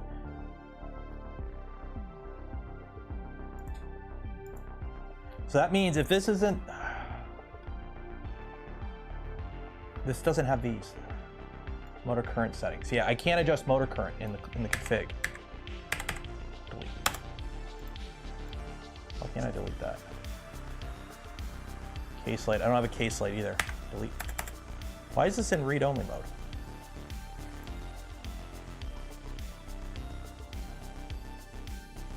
I don't have any of this in mine. There we go. Save and restart.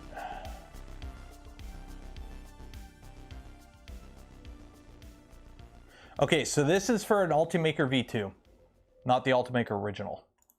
I have an Ultimaker original. So, close. 23C. That should be right. It's 21 in here right now.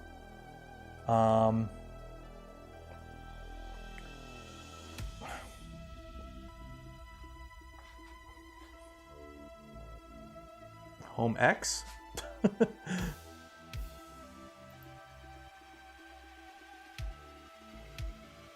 Nope. Oh wait, is the printer even on? I don't even know if the printer's on. Now the printer's on. I forgot, we don't have the printer on yet. Now the printer's on. Okay. Home X. Home Y. Okay, why is not moving? Why is not moving? Okay, let's check these pin assignments. System, config. So Cartesian, max velocity, max XL. Yeah, we're gonna 9,000. Just for the memes. Okay, so X seems to work. Stepper Y. PC 647. Yep, so we gotta change these. Okay, so stepper. Okay, so let me. Y. Oh God. Frickin' Reddit spacing, eh? It's like delete, delete, delete, delete, delete, delete, delete. There we go.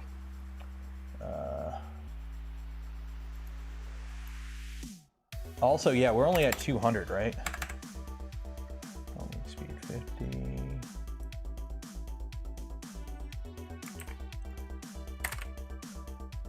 Okay.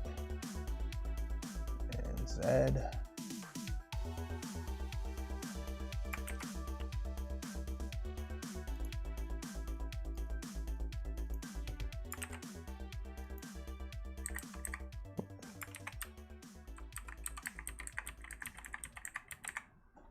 Close, save, restart.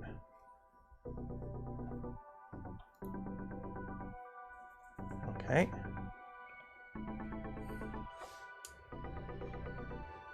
So actually I should verify the end stops first. So let's verify these end stops. Where are end stops in fluid? Where are my end stops in fluid? Tune. Okay, they're open. Where are they? Oh, it's up there. Okay. X is triggered. Y is triggered. There you go. Get my finger. Ow. Ow. Ow. Hand cramp. Z trigger. Okay. Ow. Ah. Ow. Ow. Ow.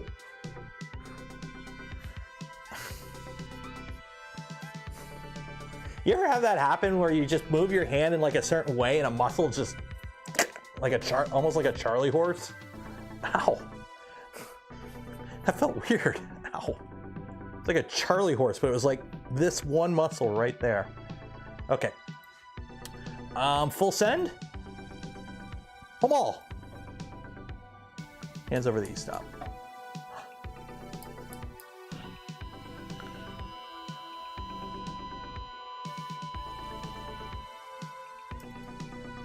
Okay, that's a little, we're gonna have to adjust that Z offset.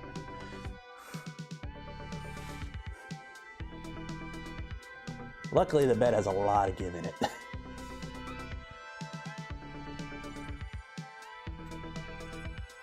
firmware restart. It did click though, so let's just.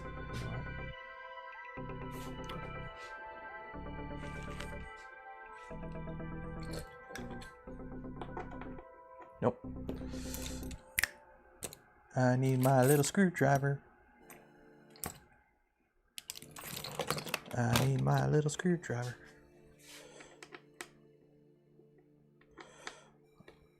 Oh, shoot. Oh.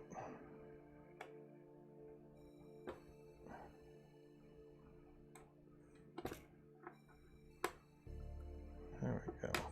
Hopefully that works. Home all.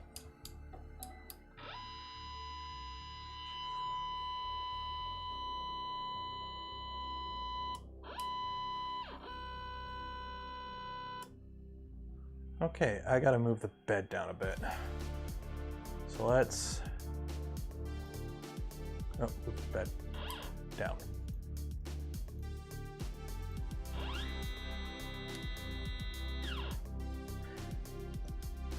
That was not 25 millimeters. Yeah, our movement's way off. Our movement's way off. That should have been a 50 mil move. I'm gonna get a hands on a Pi 5 and do a video in the future. Okay, Pi 5 video, ready? Are you running a 3D printer with Klipper? Do you have a Pi 5? Cool, you wasted your money. It's an absolute waste on a 3D printer. This is a Pi 02, okay? This right here will run any printer with Klipper as fast as it could go on a Pi 02. A Pi 5 will get you nothing. The only advantage is if you need to plug in more than 2 ribbon cable cameras. Or you want to like connect like 5 printers to it. I don't know. It's got more overhead, so you could probably run more printers off of one Raspberry Pi 5 than you could off one Raspberry Pi 4. But otherwise, there's really, some YouTuber's gonna make that a 10-minute video. I don't know how they're gonna do it, but some YouTuber's gonna make a 10-minute video on how to do Klipper on a Pi 5. When there's no way you can make that a 10-minute video. Pi 5 worth Klipper. It's the same. The exact same way you go about this, or what we just did here, or Pi 4, it's exactly the same. Nothing changes. It's, other than there's a button to boot it. Like, it just does it faster. The actual way to go about it is exactly the same. But some YouTuber's gonna make a 10-minute video out of that. With a sponsor spot. So, well, TNL will probably do it. Okay, let's see here. So we need to figure out why our Z ain't not moving in the way we want it to. Config, fluid.that, no. Printer.cfg, Z, okay, ZZ. Rotation distance 8, microsteps 8. Okay, well, I don't want 8, I want 16.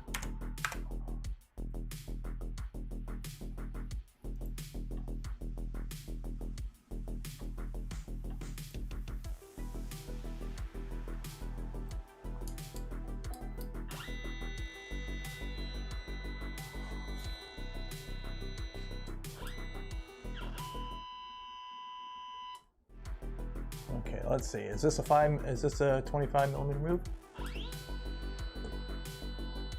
That seems about right. Let me get my measuring device.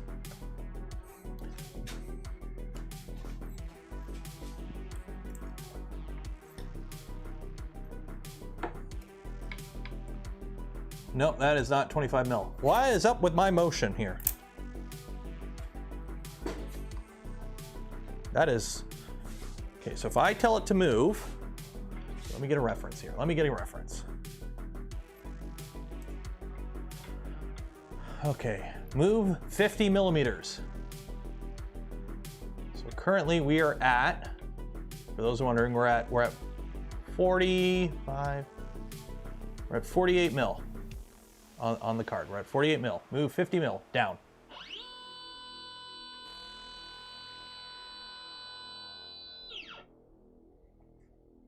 Actually, we are good. That is, or actually no, because we went from 48. Oh no, we're right. 80. That ain't right. That ain't right. Yeah, because 10 mil. We're moving like half. What is the lead screw pitch on an Ultimaker? System.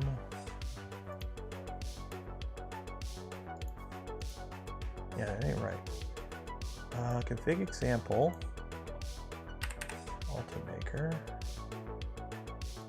What do they got for Z?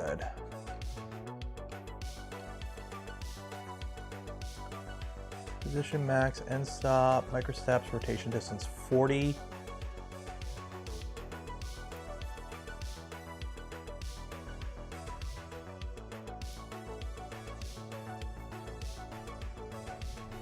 Read bird, it's 540. Wait. Okay,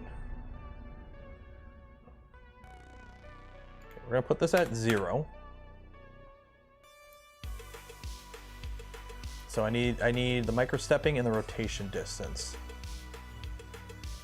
It's 540. That's the Marlin way. We don't got Marlin. That's 8.8, which isn't right. Ultimaker original lead screw.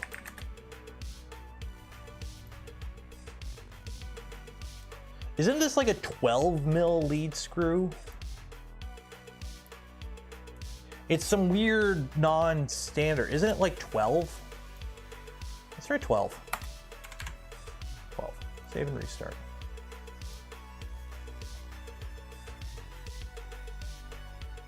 Home all.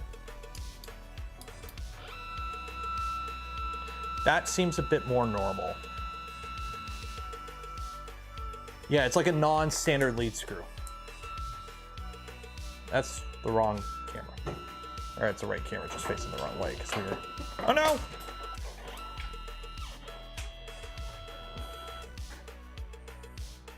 I just knocked down a bunch of stuff. What just went flying?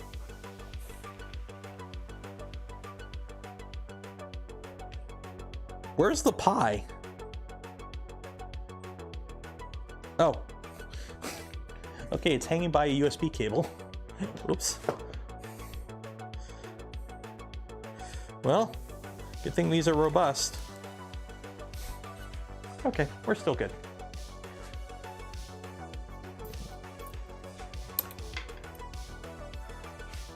I aided the pie. Okay, so 50 mil. So right now, we are at reference 30 millimeters. So if I tell it, we should get to 70.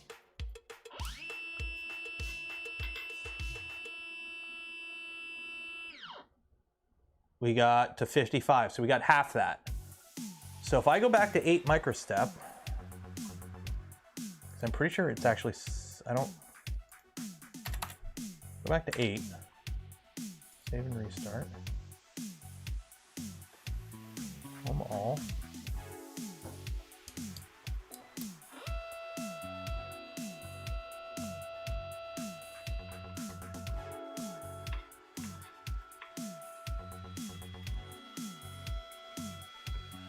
This is fun.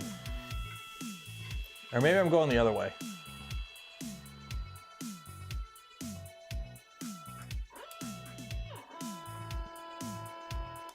Okay. So 30 mil. So if I tell it to move 50 millimeters down, go! That is not gonna make it. Yeah, that's not gonna make it. So that's okay. Maybe it's 16. So back to 16 microstep, and maybe it's 16 on the pitch.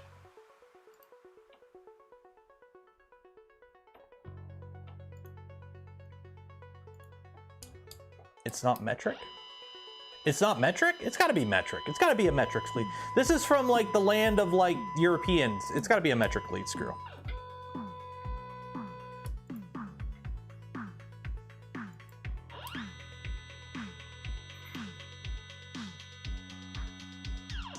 No, that's 50, not even.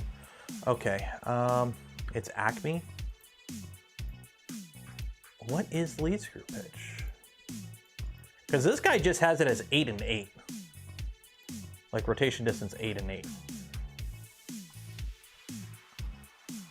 But that ain't right. Okay, let me according to this other config, it's 16 and 40. Let me try 16 and 40. Some other random config has 16 and 40.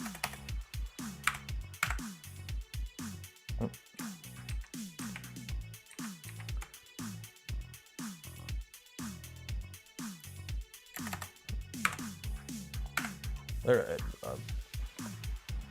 Klipper config for Ultimaker original 1.56. 16 and 40. Okay, let's try that.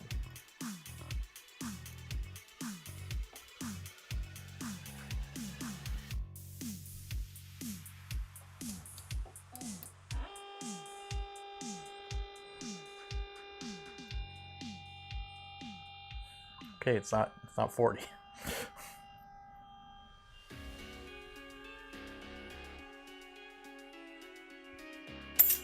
Marlin has, if somebody can convert the Marlin steps per millimeters to, or millimeters per step to steps per millimeter, or whatever the conversion is. Yeah, it's not this.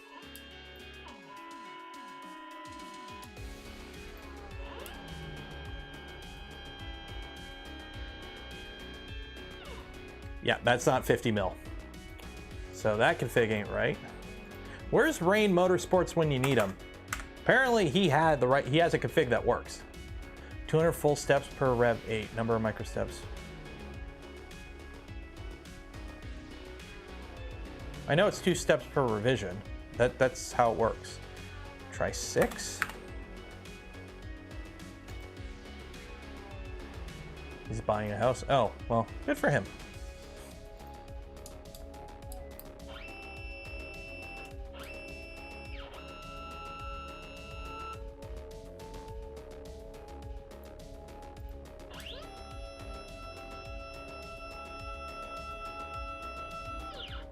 That looks like way too much. Okay, so that is 80 mil. So what's 8 minus 5 is 3. That is right.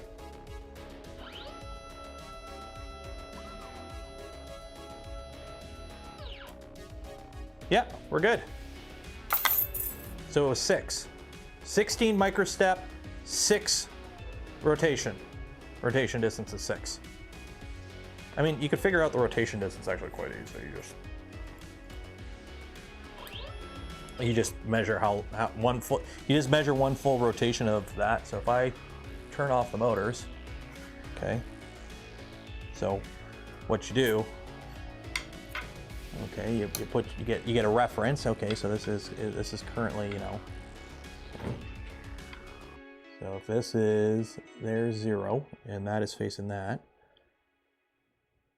Okay, so that's 0. 1 full rotation.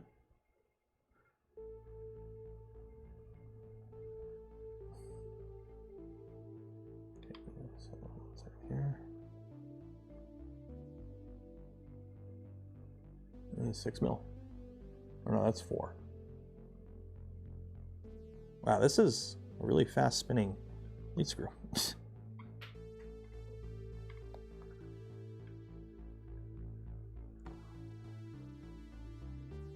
That's a really fast spinning lead screw. Okay, whatever. Seems to be working. Whatever. Close enough. Okay. So now I gotta drop the bed. So we'll do 1 full rotation on each one of these.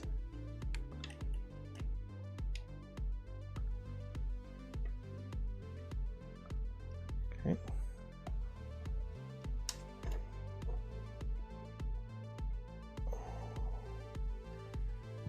Turn the motors off.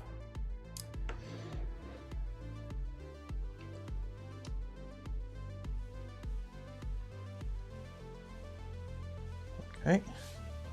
Do a home all.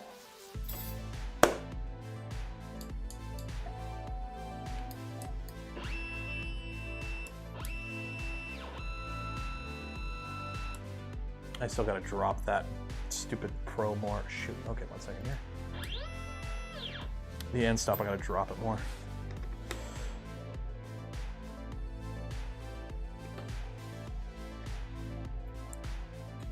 Gotta trigger sooner.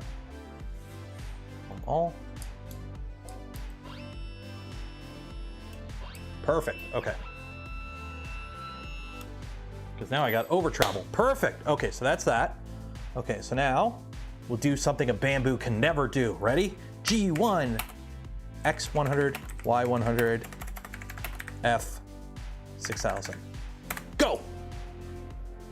Oh my God, wow, that's something a bamboo will never do. Okay, cool.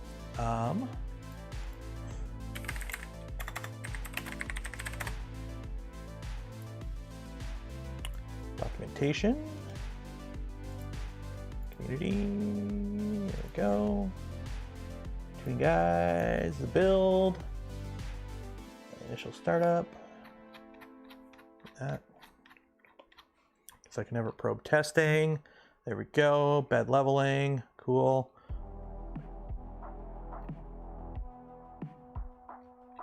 Where is the bed screw? V0. Okay. Bed screw adjust. No. Where is the stupid Z offset one? Where is the Z offset one? Is that tilt? Tilt, QGL, Z offset. There we go. Okay. V1, Trident, V2, all others G28. Okay, so we homed. That mesh clear. Z, Endstop, calibrate. That's what it is. Okay. Z, Endstop, calibrate. Okay, cool. Now we move this down till we touch.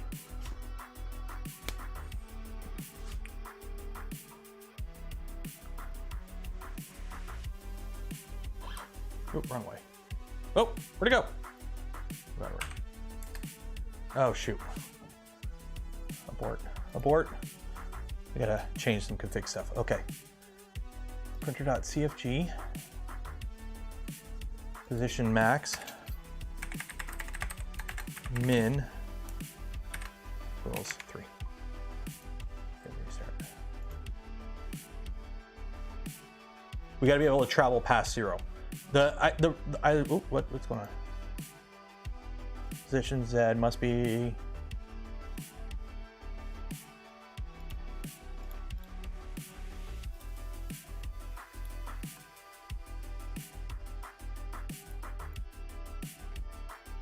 It is, oh, -3, sorry. -3, there we go.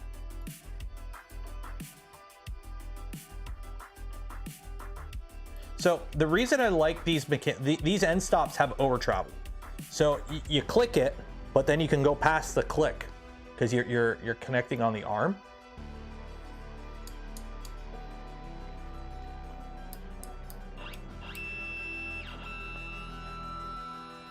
Because right now it's activated and I can get underneath, right? I can get just underneath, which I want. I don't want it actually touching the bed on a home, because what you don't want is when the printer and nozzle are hot, it touching the acrylic bed, right? So you want it to home in air and then move to 0, which is like a mil past home. So now, move to that position. And then we do our Z Endstop calibrate.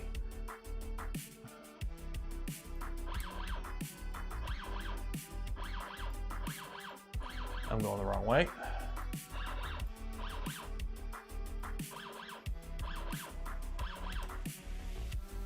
You can hear it click. I got a piece of paper here.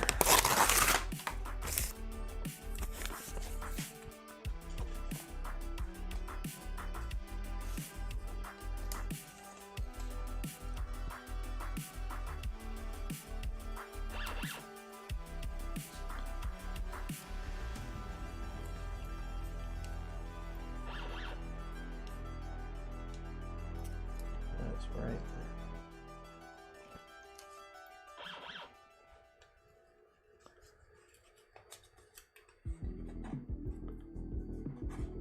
Yeah, I think we're okay. Accept. Okay. And there we go. Save config. Boom. Done. So that is our XYZ home is done. Our movements are good because that's 100 mil, so that's in the middle. I'm gonna have to set it to drop the bed when it does a home because it doesn't do that right now. Okay, so now let's move back to that middle. We'll add a Z25 in there. Ooh, I like that sound. Let me mute this. Mute filters, turn off the noise suppression, turn off the music.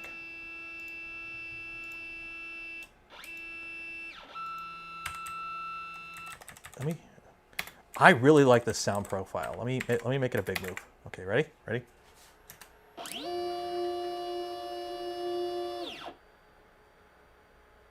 I like that sound. Home all. It's quieter. Is it quieter or is that just me? Like, okay, the Z's still loud.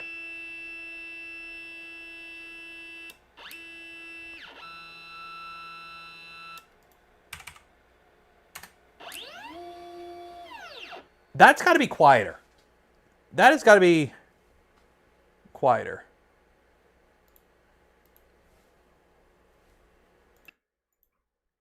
Where's the music? There we go. Okay, PID tune.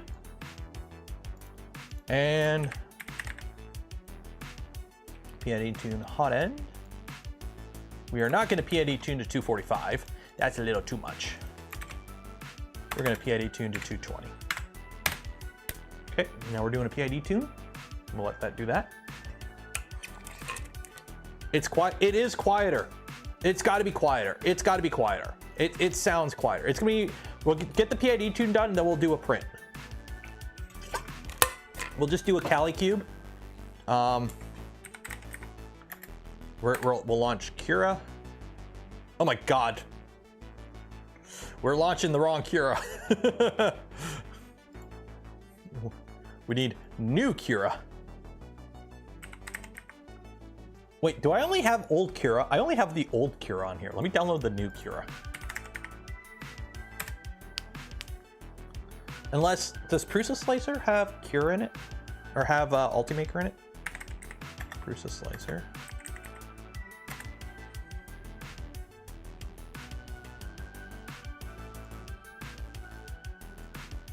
Let that update.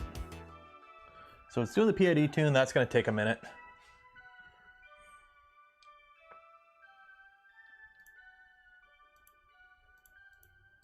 Install. Yes. E-step calibration. We'll check. We'll just double check that it extrudes the amount we tell it to. I don't see why it wouldn't. We'll see. That's gonna be something I have no idea how to adjust on this thing. I don't know any of the numbers for the gear ratio on this hunk of junk extruder. I'm just hoping the defaults work. The LCD doesn't work.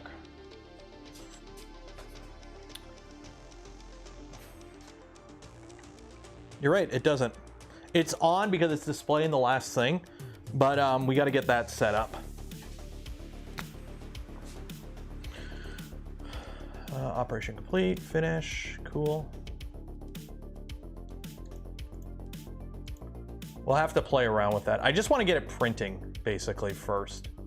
Oh, nope.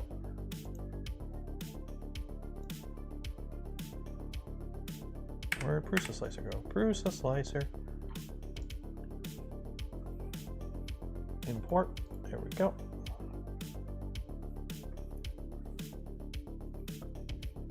Reconfigure. There we go.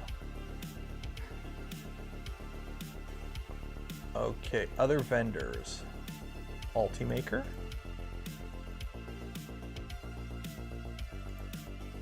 Yeah, they don't. Shoot, cancel. Okay, so I gotta download Cura. I gotta download Ultimaker Cura. Download for free. Download for Windows. Go. 880 steps per millimeter. Oof. I'm hoping we gotta wait for the PID tune to finish, and then I'll just try and extrude. I'll tell it to extrude 50 millimeters and see if it extrudes 50 millimeters. If it does, it does. If it don't, it don't.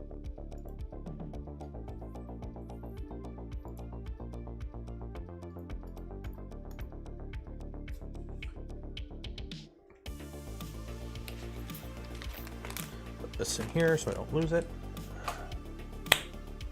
So the other option for today was Octoprint on the CocoaPress, and some folks were like, why are you playing with Octoprint?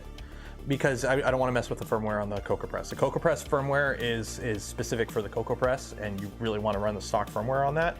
So for the CocoaPress, I wanted to put, probably what I'll end up putting is the Pi 02 on it, and leave the Pi 3A for this guy. So put a Pi 02 on it, so that way I can, we just get a webcam on it. Basically, I just want to be able to monitor it remotely and put a webcam on it. I've got, who was it? Was it KB3D? They sent me 2 more of those cameras, the little cameras that the Sony cameras, the ones that are really good that people use for the nozzle cam. They sent me 2 of those. I'm gonna put one in the CocoaPress. The other might end up in here at some point, but one's going in the CocoaPress for sure. Because I want to be able to watch that thing remotely. When's that Tico getting Klipper? Probably never. I need to find the plug for it. It's somewhere buried out here. I need to plug it in so it does like the strobing light effect, just for visuals. Got to keep that food. Well, it's to do with the PID tuning.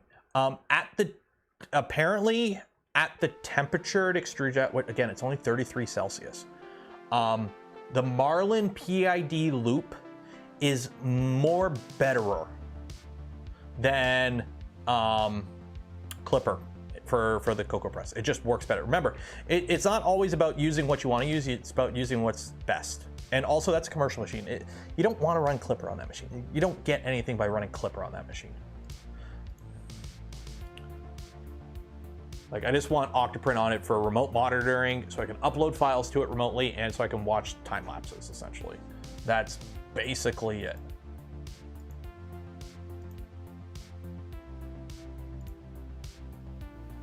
I don't want to create an Ultimaker account. Ultimaker printer, add local printer, add a non-network printer, Ultimaker original. I don't even have the heated build plate. Skip, finish. Preferences, configure, theme, Ultimaker dark.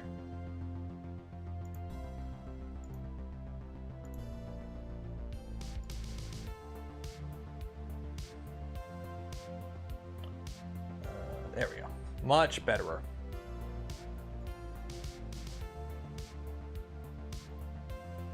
We're gonna have to play with speeds and feeds, by the way. Okay, upload a file. 0.3D, 0.cube. We don't want to do the 45, we want to use the normal one. 0.cube. Okay, so do that. Is it still PID tuning? It's still PID tuning. Am I going to put a heated bed? Nope, I am not going to put a heated bed on it. Blue tape works just fine for any PLA print I've done on it. The only thing I may do is in the future, I may put a flex plate on it. So put a sticker or put a magnet down and put a flex plate on it, simply so I can put an inductive probe on it, because inductive probes are cheap and plentiful and they work good enough, especially in this case since we won't even have a heated bed. So that'll give us a bed mesh. So we'll be able to do a bed mesh. I'll be able to get prints off easily. So a spring steel flex plate with blue tape on it. That's pimp. Put tap on it. Do you think this bed is rigid enough for tap?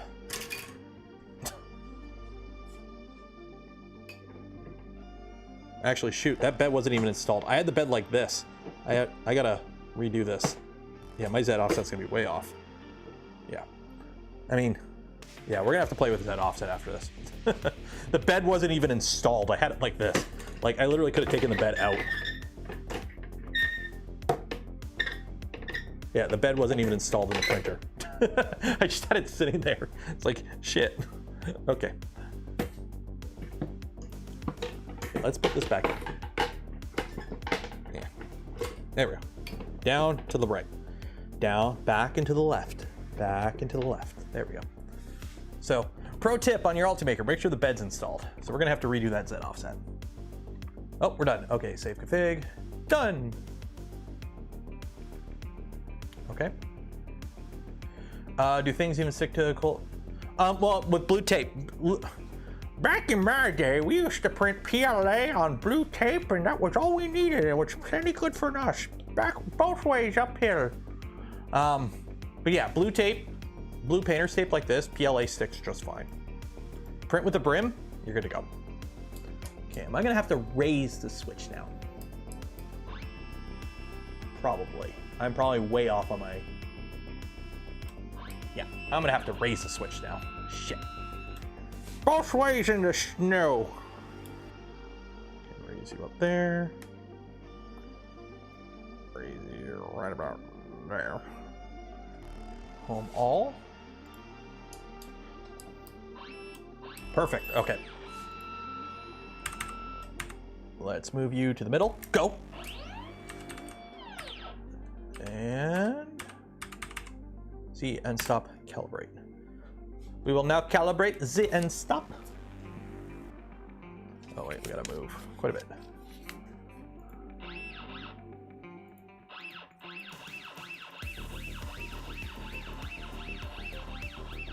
Shit, did I click it too many times? Okay, cool.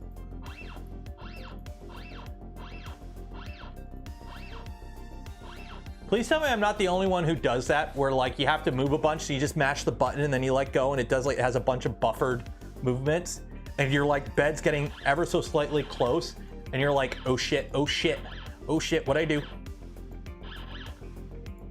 It's like, do I let it go? Do I stop it? What's going on?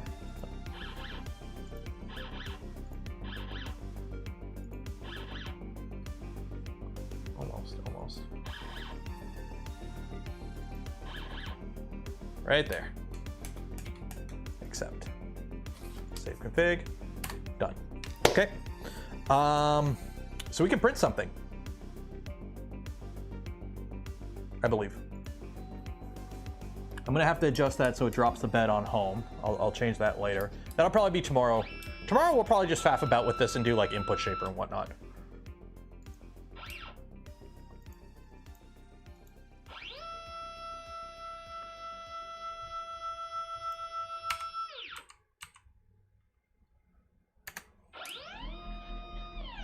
I love the noises it makes. Okay, let's slice something. So we want draft. No, I want advanced. Show custom resolution. Where is? Give me actual print settings. Print settings. Where are? Show custom. There we go. Okay. Wall height 0.2. Walls that top bottom. Speeds. Give me all my speeds and feeds. I hate, this is the one thing I don't like about Cure is you have to turn on all your settings you want to adjust.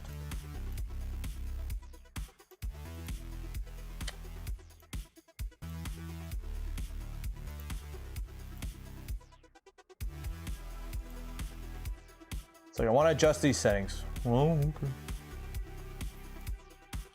Okay, so print speed, we'll do 120. Infill 120, wall speed for outer wall 60, inner wall 90, top surface, do 60, travel speeds, we'll do 300.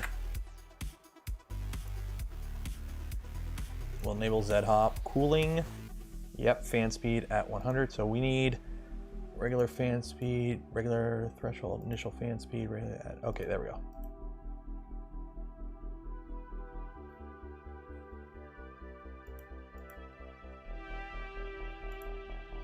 Okay, so 0, and we want regular fan speed at layer 4, actually 4. Okay.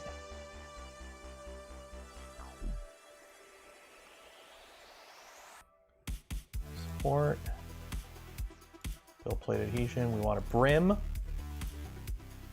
Okay. Material, printing temperature 220. 20% gearoid. We'll do gearoid. 20% gearoid. Okay, four top, 4 bottom, 2 walls. Okay, cool. We're gonna save this as new custom. pla default. Okay, cool. Slice. Preview.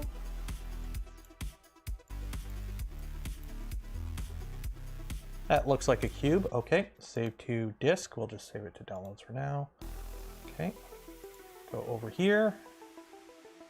Where is the one thing I don't? Where is upload and print? Where is upload and print? Right here. Thumbnail.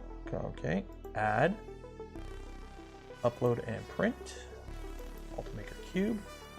There we go. So now we. Oh wait, shoot. We did not check that extruder at all. Turn that off. E-stop. Okay. I'm gonna restart.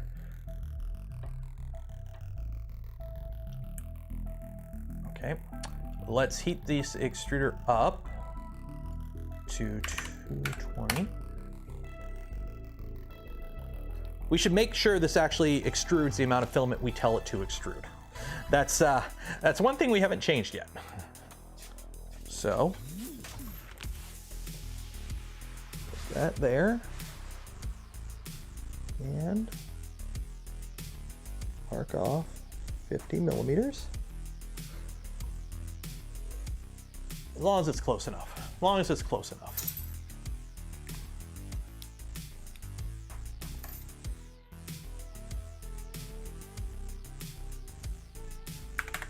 Extrude 50 millimeters at 4 millimeters a second.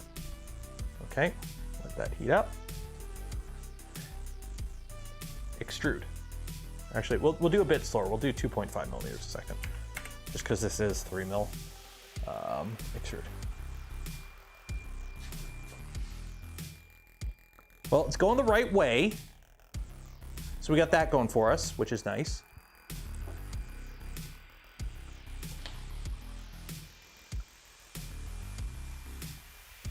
And it should stop now. We're good. We're gonna print that cube. Where are my tongs?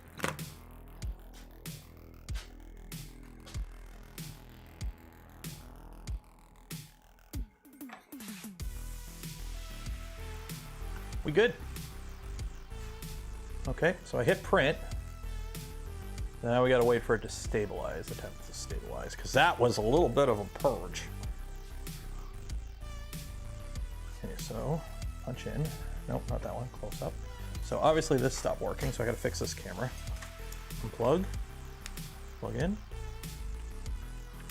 Are you working? Uh-oh. Webcam. No. Close up.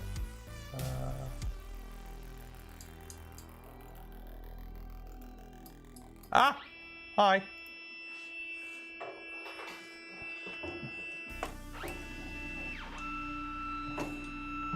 Okay.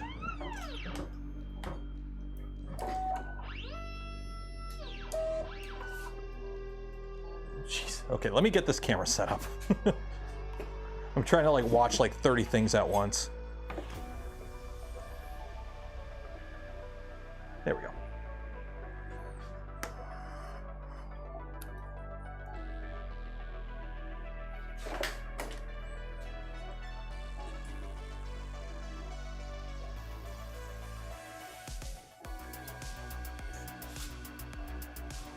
That Z offset is perfect.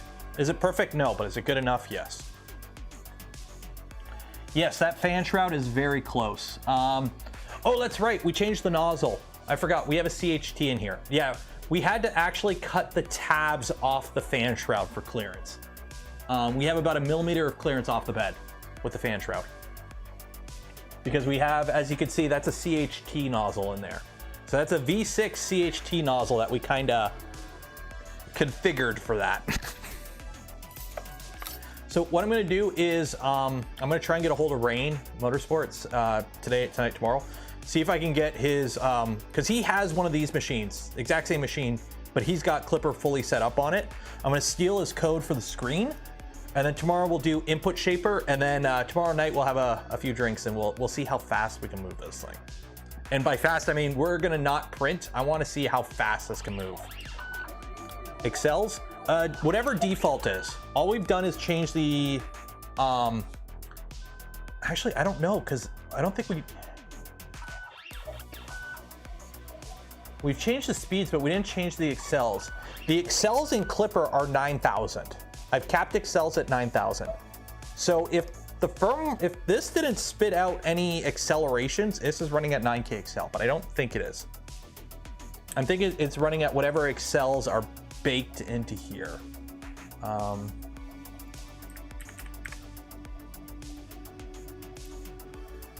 Actually, no, without Excel, ooh, yeah, so it's running 9K Excel.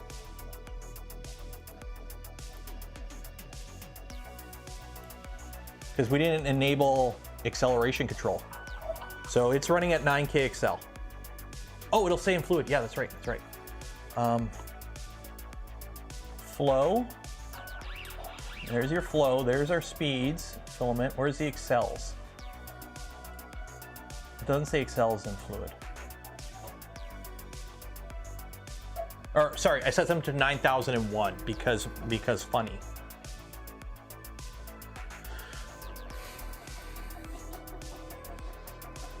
So what I need to do is, how are we going to power this thing?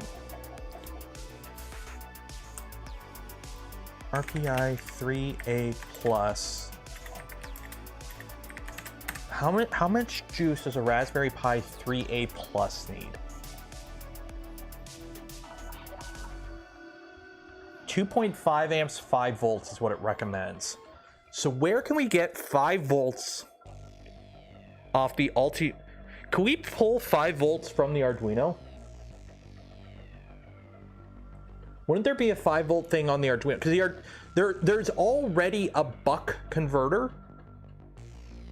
on the controller to power the Arduino,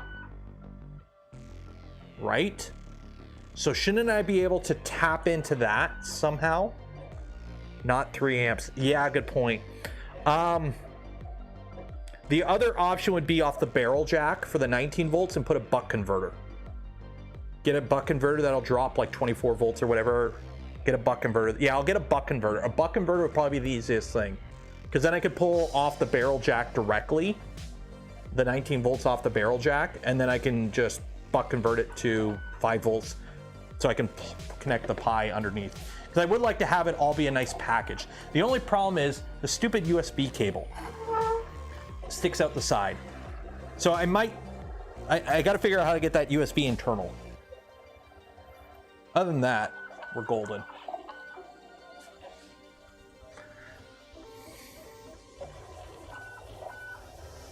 Because I don't think I can do I don't think this controller board has exposed GPIO.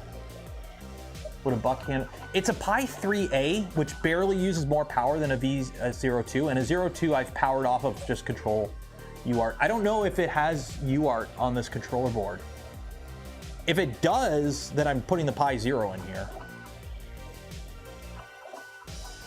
Right angle connector for USB. I could get a right angle USB A. We'll see. Right now we're just getting it up and running, basically. We're just playing around with it. So since it's up and running, make sure you go like that smash button for good luck. And if you haven't entered for your chance to win some Polymaker filament, every stream we give away a spool of Polymaker printer CHOW. So enter for your chance, link in the video description. We got the fans going. It is quieter. It's got to be quieter. Let me turn off the music and the.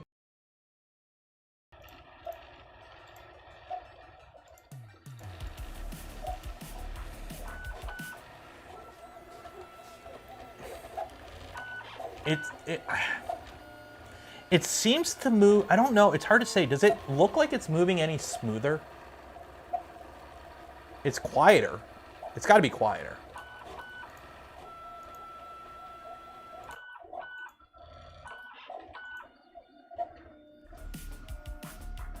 Move that speed slightly. No, we're gonna run at stock speed for now. How are the motors? I can put my hand on it for a bit. The extruder. Extruder is nice and cool. These motors are a little warm, but these motors are a set screw. So here's the fun part.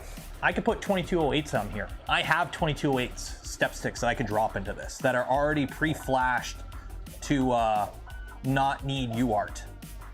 Like they're just straight drop in, off you go. So I think I could, if I really wanted to, put 2208s on here. And be nice and quiet. Z will still be loud, extruder will still be loud, but the thing is the XY moves aren't even that loud. The loudest thing on here is the extruder. Like the beep beep from the extruder doing the retractions is gonna be the loudest thing.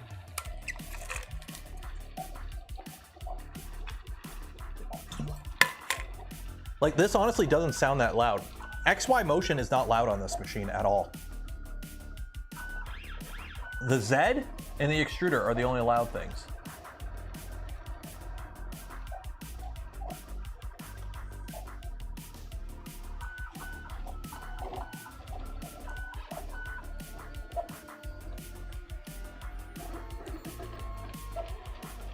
I might just leave it as is. Just run Klipper on it, or put a input shaper and a camera on it, call it a day.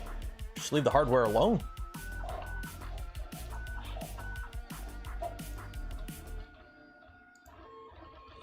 the Z voltage. How is the Z motor? I can't really feel the Z motor. Unfortunately, it's underneath the printer, so I can't really get it. Actually, oh, it's stone cold. It's stone cold.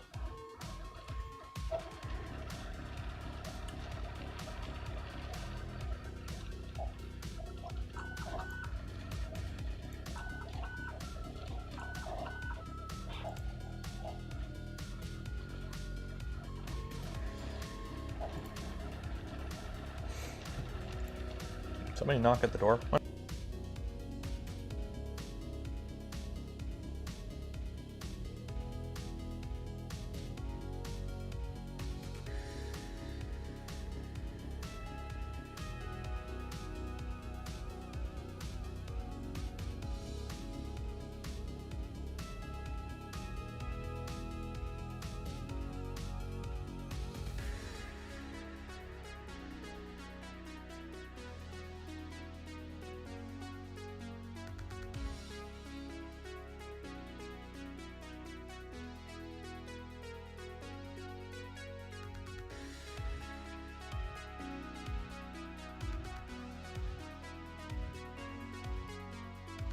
No packages. What's my go-to blue tape? I prefer 3M.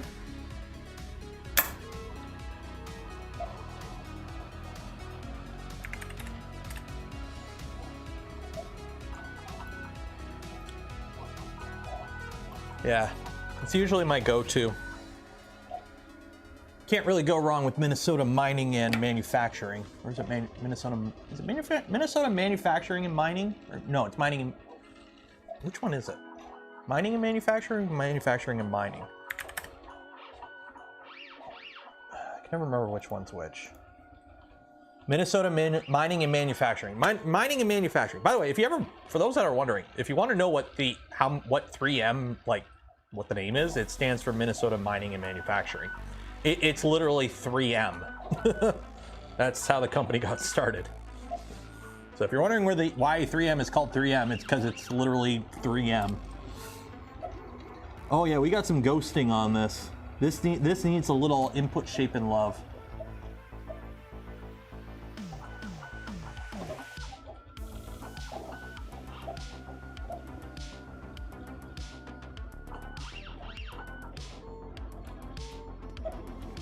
Oh, okay, here we go.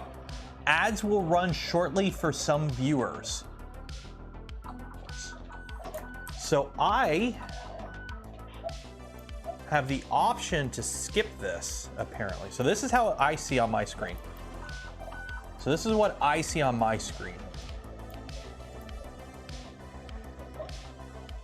So if I was a good YouTuber, I'd be a total, you know, hey, if something happens in the next 30 seconds, ads won't play, but I won't do that. Skip ads. Who wants to jump on the ad grenade? For 5 gifted memberships, I'll skip it. Okay, this is coming out very clean. Oh my God, this is coming out so much better. I didn't even do pressure advance. Do we even have pressure advance in this? One second here. Let me check this. Config. So I skipped the ads, so nobody should get ads, by the way. Printer config. Extruder. No, there is no pressure advance. Okay,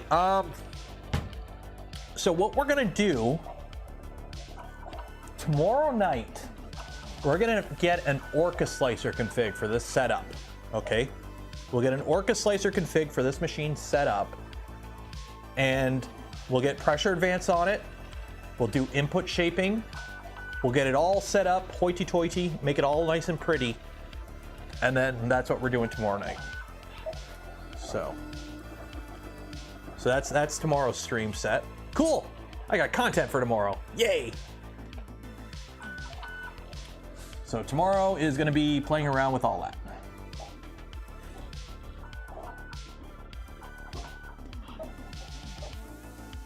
Could be microstep pulse bursting is dropping position steps, input shaping may not. Input shaper should work on this. I don't see why it wouldn't. I mean, I've done all that on the remember, everything we're doing on this, I've already done on a the whatchamacallit, the Voron. The Voron 1.0 has Klipper with input shaper, pressure advance, all that, and that's running a ramps as well. So this should be the exact same. Bang Polymaker. We don't do that round here, Da Vinci. I need the whole we don't do that round here thing. That meme. Anytime somebody tries that Twitch shit in here. Which I really shouldn't comment on that, considering I stream on Twitch now.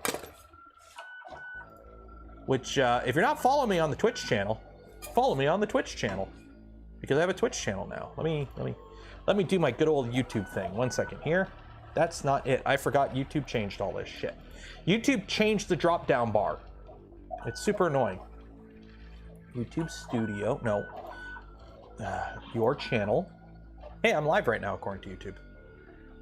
So, channels. So, hey, since I have a captive audience here right now, go ahead and subscribe to my other YouTube channel. We play video games on it, and by play video games, I just stream myself playing Baldur's Gate. And then I put all the VODs on here. And then also, hey, if you're on Twitch, follow me on Twitch. And if you got one of them Twitch Prime things that are really cool, you know what to do.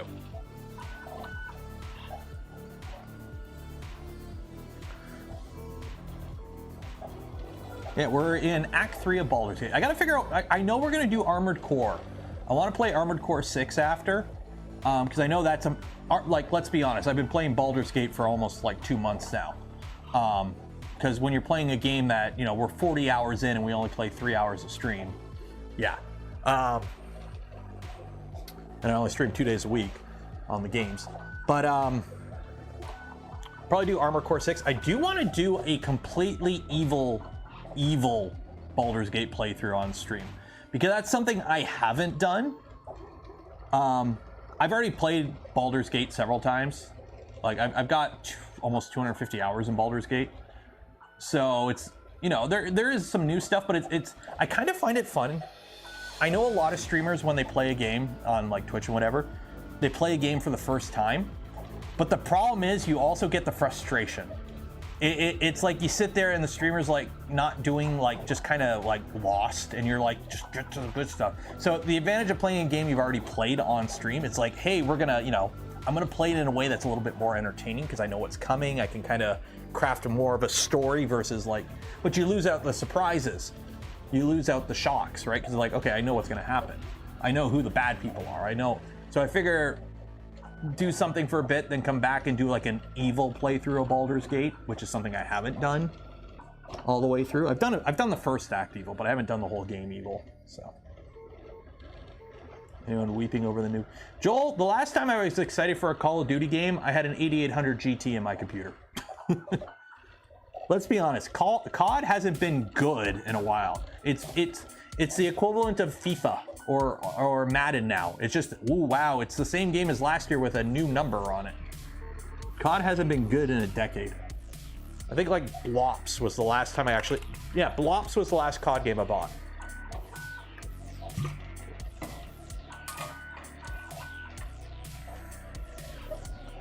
I mean, the fact that the game's like 300 gigs and you have to download the frickin' Modern Warfare 2 to play Modern Warfare 3, and they ruined the no Russian level, and half the single player is just junk. Modern Warfare 1 second DLC. The game, they rushed it in a year and a half. It's now a shitty yearly game series. Like, there's nothing to it. And I don't play FPS multiplayer. So like I've never played a battle royale game ever. So yeah, it's totally not a game for me.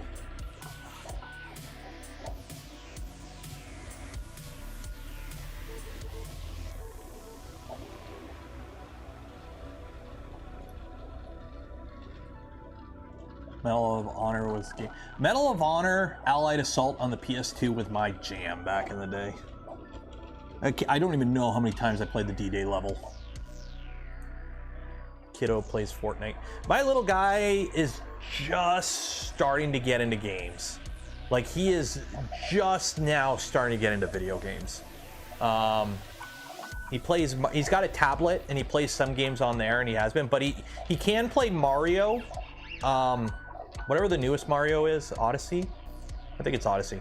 He just kind of runs around and jumps on stuff, you know, like what kids do.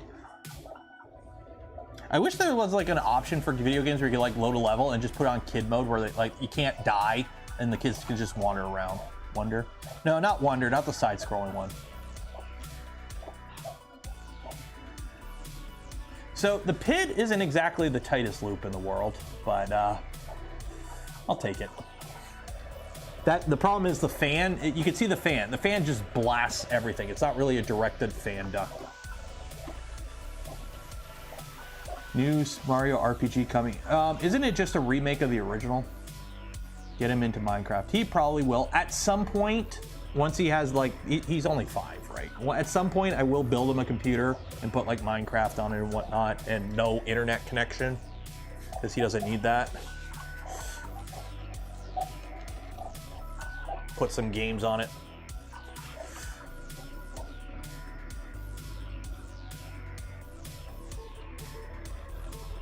Spider-Man has that. So I'm actually a huge fan of playing games on the easiest setting. A lot of the time, like I did this with Baldur's Gate. When I play I'm playing on Tactician now, right? So it's like I can play games on hard. But a lot of games, especially like story games, where it's like, I want to play this for the story. I will play the game on the easiest setting. I have no qualms about playing a game on the easiest setting if I'm just in it for the story, because it's like, I want the story. It's like, I don't want to sit there and like die against the, you know, a wave of enemies 30 times over just to get to the next cutscene. I'm here for the story. Mass Effect, same thing. Like I've beaten Mass Effect on the hardest settings because I play the game. I used to play the game once or twice a year, the entire series. But the first time I play the game, I usually just play through it on the easiest setting just so I can get through the game quicker. Also, you avoid spoilers because you get through the game quicker.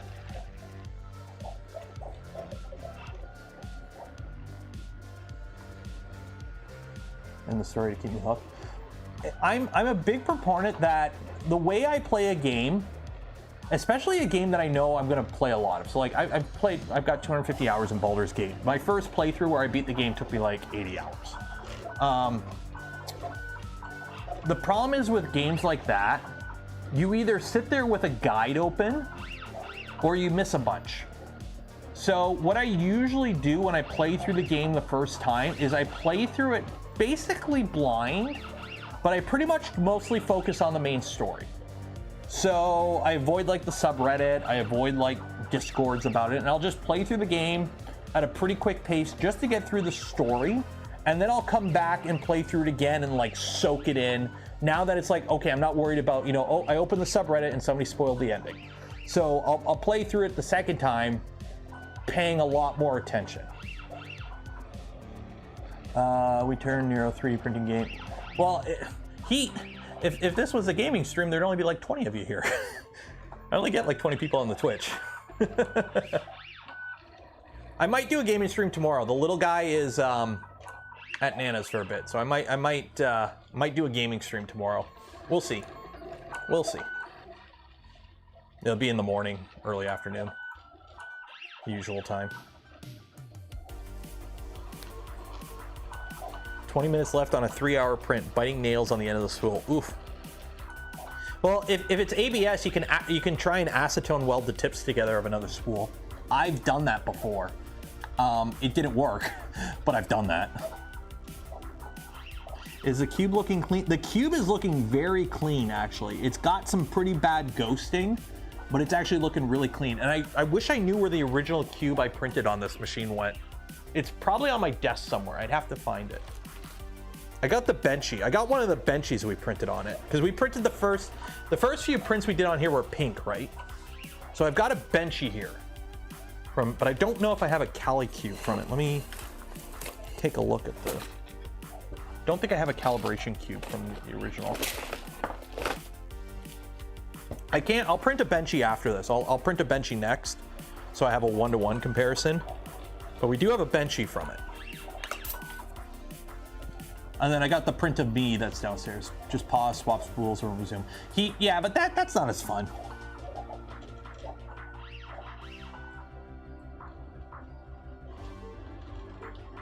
Maybe I should be giving away a spool of Polymaker on the Twitch. If you're here for just the Polymaker spool, that's sad. That's sad. Because you don't have to be here. You can just enter and leave. No, I don't do any printing stuff on the YouTube channel. Why would I promote printing stuff on the YouTube channel? Or sorry, the Twitch channel. The Twitch channel is for gaming. I purposely set them both up so that they don't interfere with each other. I shout them out occasionally, like I'm doing right now, but I know some people don't care about gaming at all. That's also, I gotta go through the Discord tonight and set it up as a community Discord so I can add roles. Because right now I do have an @Twitch role. So if you're on the Discord right now, which if you're not, join the Discord, you should be able to give yourself the @Twitch role. Because going forward, that's how I'm gonna notify people for games. Because apparently on Twitch, which this surprised me, I thought you could go to the channel and, you know, notifications, nothing, mute channel until I turn it back on. You could do that and you wouldn't get if I @here'd here, okay?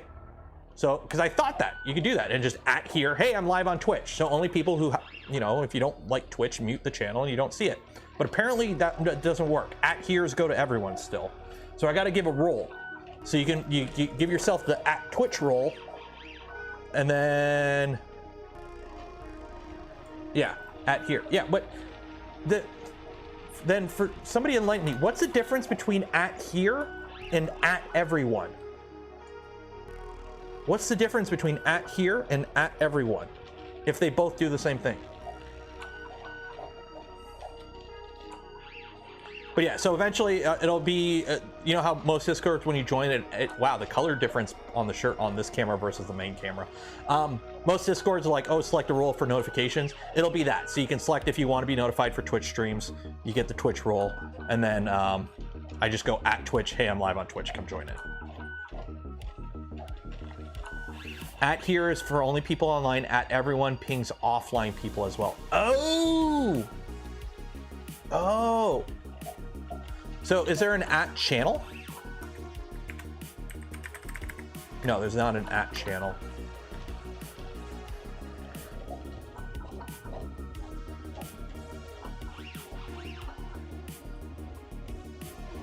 @role. Well, at that point, it would just be @Twitch. Because I already have that, like when I put a video out early, I go @YouTube member, @Patreon supporters, and they get notified. Okay, so I gotta do the roles route. Dang it. So I gotta figure out how to switch the server over to a community server and make y'all, I just hate that because nothing is more annoying than joining a Discord and you have to go through the whole onboarding process where it's like, okay, I gotta select which notifications I want. I gotta select which channels I wanna be part of. Oh, I gotta mute this. I gotta turn this off. I gotta change all those settings. I hate that. Same with the bots. That's why I don't have any bots on the Discord. I just want it to be as simple as possible. Like, I hate that extra stuff.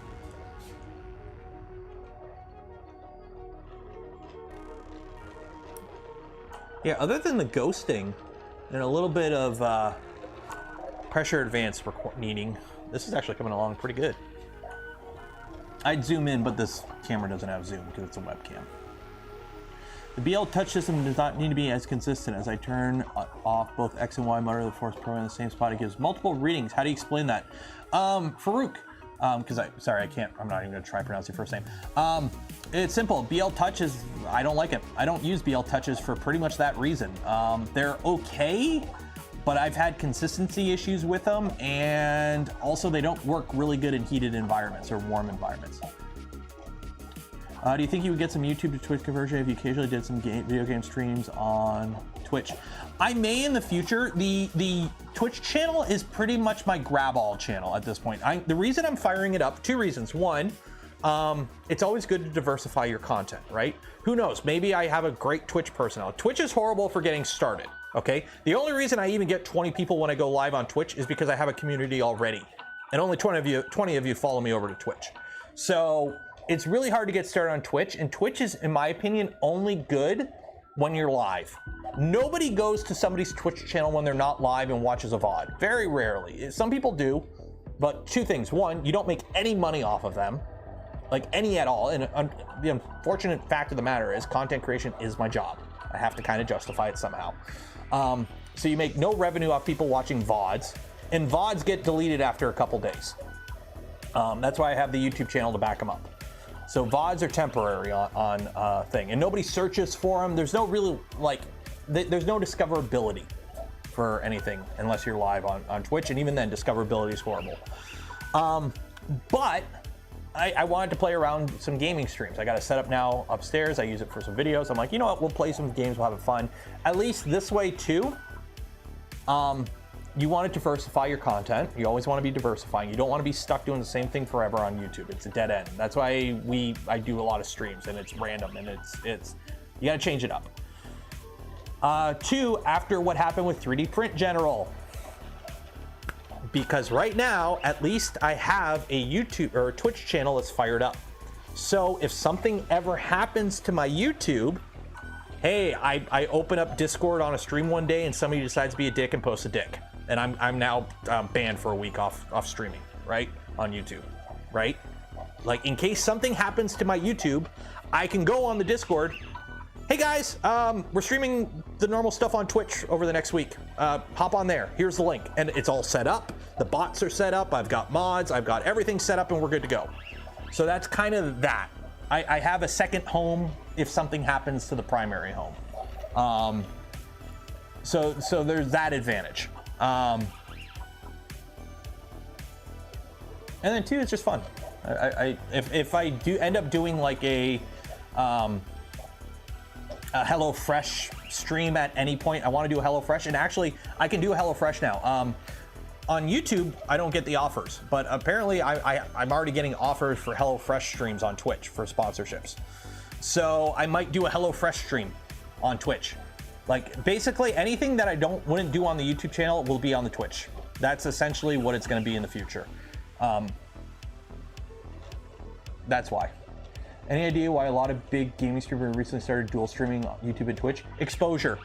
Twitch recently changed the rules that you used to not be able to co-stream. So if you were a streamer on Twitch and you were, I think, affiliate or partner, I can't remember which one, you were not allowed, as part of your contract, to stream on multiple platforms at once that were competing. So what that meant is you weren't allowed to do it at all. Then they loosened it, and now they finally got rid of it pretty much. So it used to be if you were streaming on Twitch, it was only allowed to be on Twitch. Then they loosened it, so it's like if you're streaming on Twitch, you can stream also to a non-competing platform, so like TikTok. But you weren't allowed to like stream on Twitch and YouTube. Now they pretty much loosened it. However, they technically still have a rule where you're not allowed to like, basically if you're watching it on Twitch, you can't advertise the fact at all that you are also on another platform. That includes chat. So see on chat right here?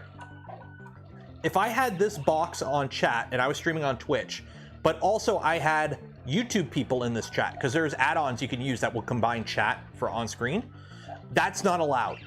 So basically, anyone who streams a type of content where you're not always interacting with chat is an advantage to stream on multiple platforms, because you're just more people, more eyes, more money. I technically could do it. I might start doing it. Also, I don't want to pay monthly to stream on multiple platforms. You can't just do it within OBS. OBS, for some reason, I don't know why, you can't just stream to multiple sites. Like I have enough internet. I have a 1 gig fiber connection. I got 1,000 up, 1,000 down. I don't know why I can't just launch 2 instances of OBS or just 1 instance of OBS and stream to 2 different sites. I can't. I have to stream to a site, and that then takes that and streams it to multiple sites. And the problem is they do a bit crush when they do it. So every time you restream, you lose quality, and I'd rather not do that. So.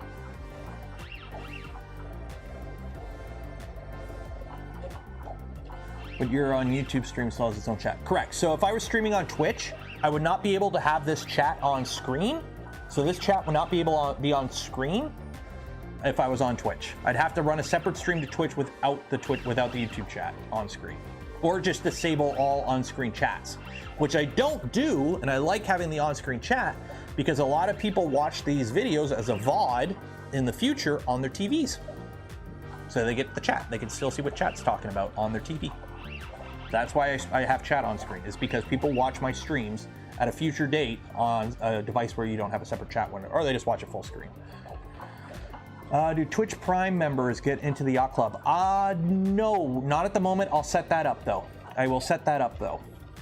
I'm assuming most people who are Twitch, well, actually no, because because Twitch Prime's free. So yeah, I'll set that up so that Twitch Prime people also get into the Yacht Club. Because I know, because for some people, if you got Amazon Prime,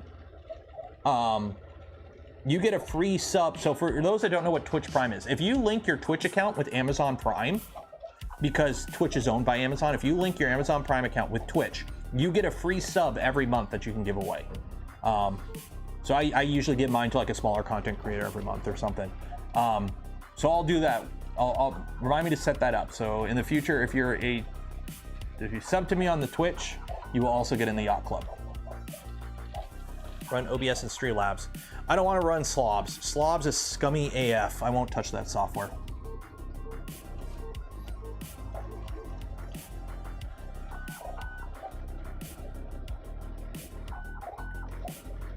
No, you can resub. Basically, when it expires, you just have to manually resub. But there's I think I use mine on Atrioc right now. Yeah, he's not a small creator, but that's the one I use him on. Because right now, I think I have 4 or 5 Twitch content creators I regularly sub to. Like I have a reoccurring like 6-month subscription to because I watch them regularly. And then I use the Twitch Prime on like a 3rd or 4th. I can't remember who. I think it's Atrioc right now. But you can use it multiple times on the same person. Just once it expires, you have to wait for it to expire and then redo it. Maybe there's software you could run. The problem is that's just annoying. Like, it's just annoying. Like, I don't want to have to go through a whole, you know, rigmarole every time I stream. The reason I have multiple setups with multiple cameras and multiple computers for the 2 different rooms I stream in is so I can literally just walk out here, grab my lav, put the lav on, put my earphones in, turn on the computer, and go live. I literally hit 3 buttons to go live. There's a reason I like that simplicity. But Ubaldi, there is software that does that already, but you got to pay for it monthly, and I don't want to pay for it. Also, it limits you to like 1080p, which you guys know I stream at a higher resolution. Actually, I got to bump this stream up because I'm streaming 1080p 1200. I got to bump this stream up to 1440p now that I got the 4K out here.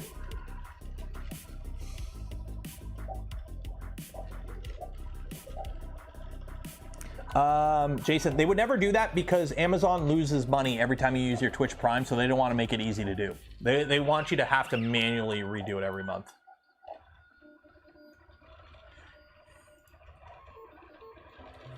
Restreamer.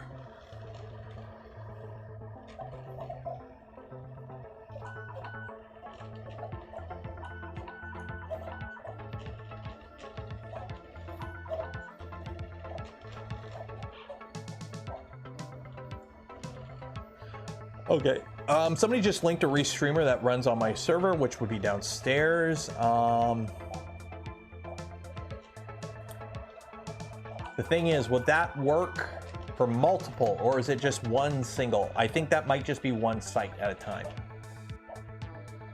Yeah, but somebody linked, where is it here? What's that noise?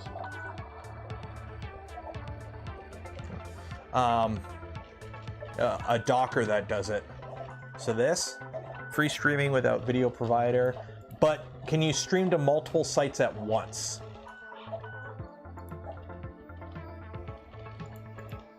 Why would you put these images if I can't zoom in on them?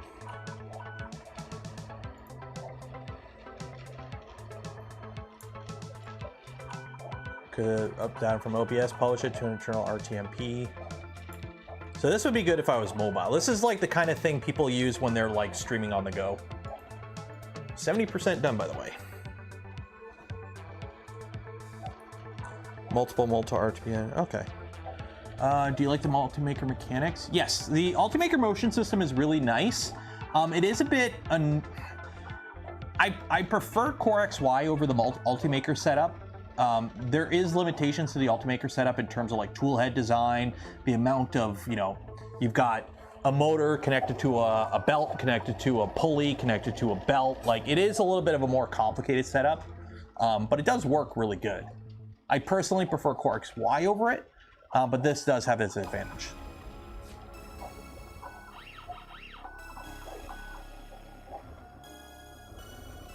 What are we at anyways? Oh yeah, 5 o'clock. Whenever this finishes, as soon as this finishes, we're ending the stream. So we're gonna be doing the giveaway in about 10 minutes. So if you haven't entered for your chance to win some Polymaker filament, every stream we give away a spool of Polymaker filament. Link in the video description, enter for your chance to win. While you're down there, don't forget to like the smash button, subscribe if you're not subscribed.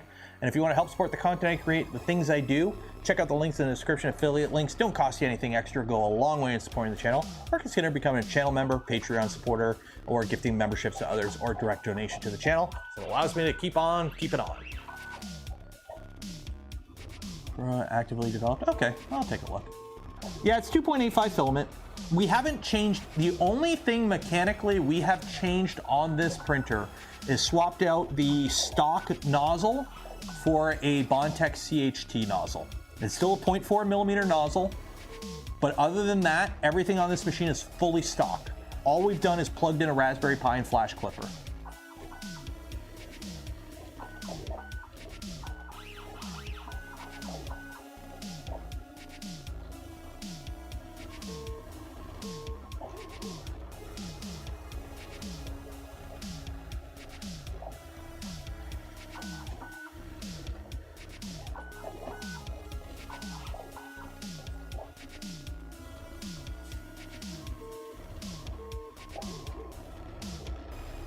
I have an Ultimaker 2, it's running Marlin 2.xx and it's so stable. That's the thing, like there's something to be said about a printer that just works. Like, yeah, you know, Ultimakers now, the current models are massively overpriced and whatnot. But if you like get your hands on an old Ultimaker 2 and a bunch of filament, print it, use it, it's a printer. Like, this prints just fine. You could, you know, I'm not gonna do it because I'm not a masochist, but you know, if I had some spools of 3mm ABS filament, and a grow tent and a heated bed, this would print all the parts for a Voron just fine. I'm gonna keep the blue tape. I might put a flex plate on it just so we can do an inductive probe. I might not even bother with that. It seems to be like the bed's level enough as is. But yeah, we're sticking with the blue tape. Why? Because it works. You just print with a brim and PLA. Like, we only print PLA on this machine, and you print with a brim, and you're good to go.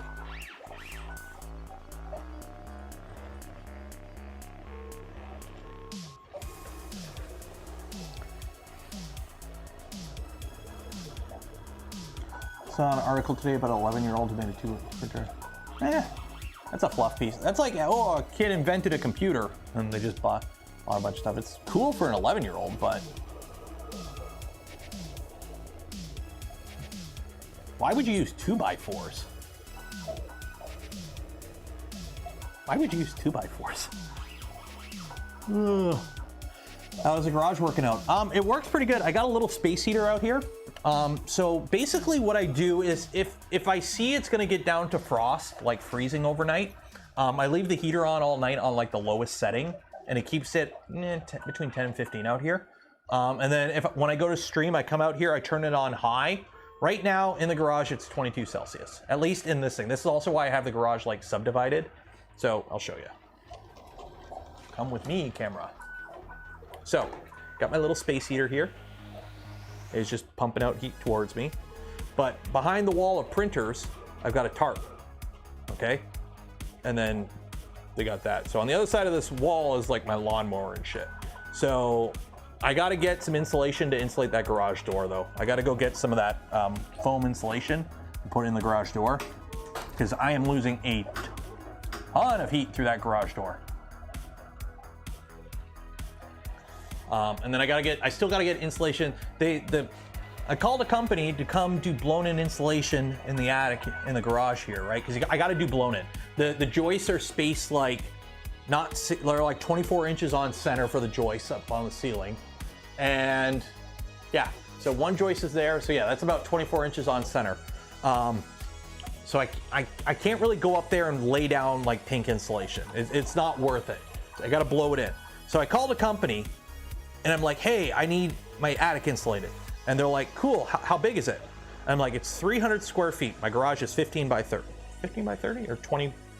It's 300 square feet in the garage. I'm like, it's just a garage. He's like, well, you know, something that small, there's a minimum. I'm like, how much? He's like, 800 Canadian.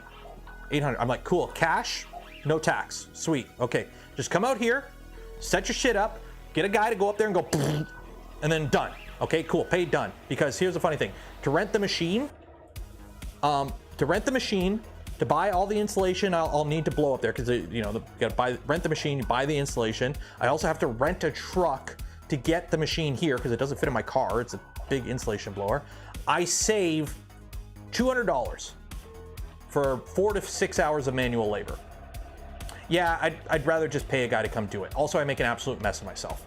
So yeah, so he's like, cool, I'll call you Monday and we'll get it done. I'm like, sweet. And then he never called. And I got ghosted.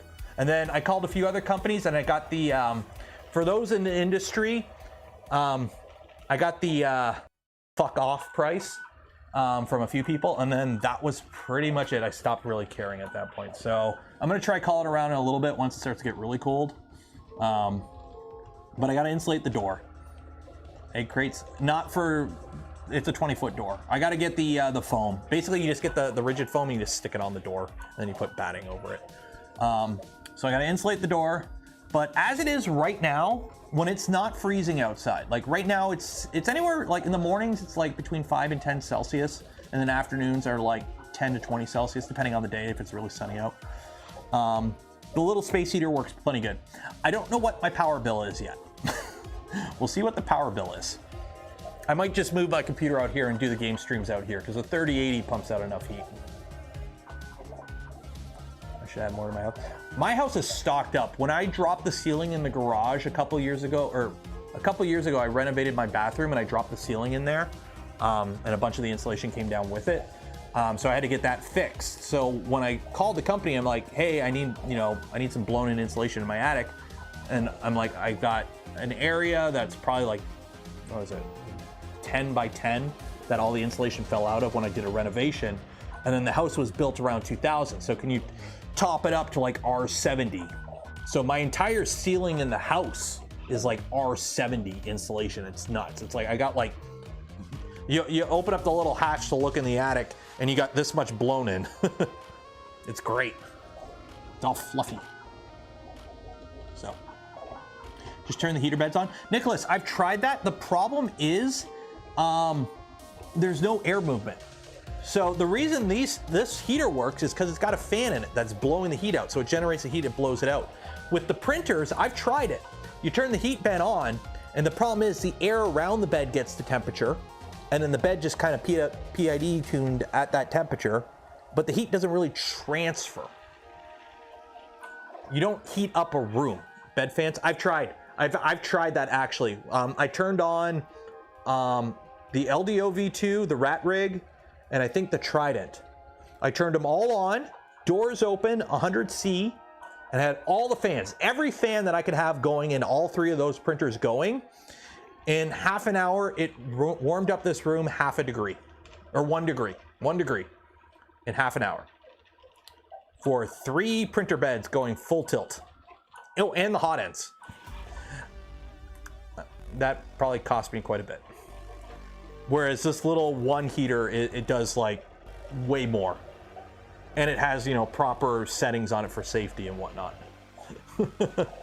Reflectex. Yep, that's what I have. So the plan for the garage door is I'm just gonna go get the rigid foam, cut it to size, just glue it in, okay, and all like the things, and then get the Reflectex and cover it with Reflectex after. And cut that to size and glue that on. Or double side tape probably. The issue is the surface. Yeah, it's basically, it'll heat up. It does heat up, but it doesn't move. It doesn't heat up the room. It heats up the area. That print is coming along pretty good. I think we're doing pizza tonight. So 94%. Not enough heat applied to the air. Yep. So that's also why I kind of subdivided the garage in half. So I got like the print area, I got the shop area, and then I got the storage area. So this way, when I heat up the area, I'm only worrying about heating up this area. So yes, I heat up the other area as well. There's no door. Like I've got, you know, as you can see, like obviously air is gonna get through this gap here, okay? But it does make it a smaller area to heat up with the space heater. So R70 seems like overkill. I live in Canada, eh? And it's not that much more to top it up to R, because it was like R40 something before.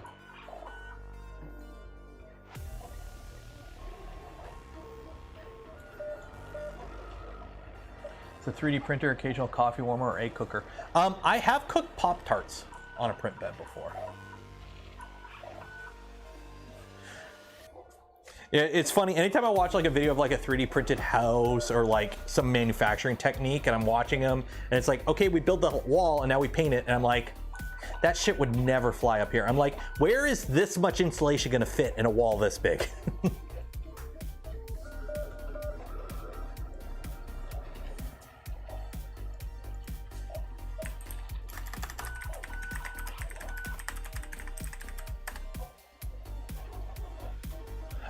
Like, let's see here. What is the required Canada required R value?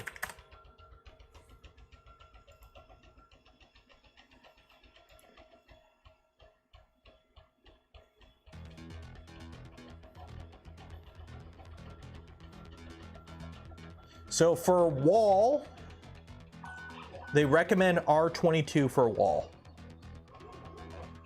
So you need R22 for your walls, and then R50 for ceiling is minimum code. Yeah.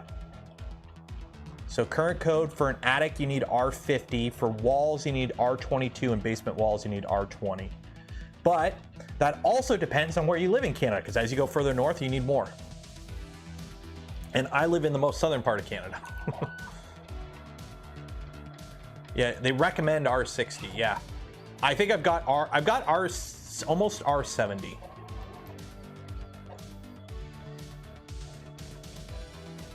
Yeah, because it depends on your zone too.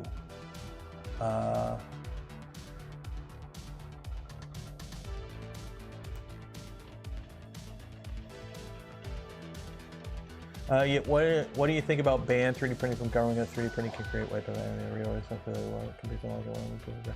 Abyss, I think you're looking way too much into nothing. The moment the government bans Bridgeports, then I'll start worrying about 3D printers. So that you can't ban a 3D printer. Every time you see, you know, oh, we should ban 3D printers from a politician, it's usually a single politician trying to get their name out there by backing a cause that really doesn't go anywhere. So, like, again, for the whole, oh, you can make a pew-pew with a 3D printer. Hi, welcome to the piping aisle at Home Depot. You can get nails over there. People want to make a pew-pew. You ain't gonna stop them. Okay, so the advantage of a non-heated bed, you don't gotta wait for it to cool.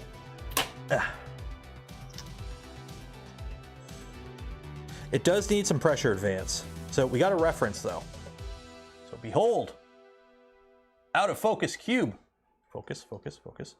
Focus on the cube, focus on the cube, focus on the cube, focus on the cube. Dang it. Close up. Focus on the cube. So yeah, it does need some PA. It does,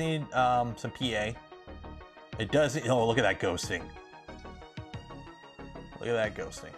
But, I mean, to be fair, for a 15-year-old printer with literally firmware that we just threw on it and didn't configure anything,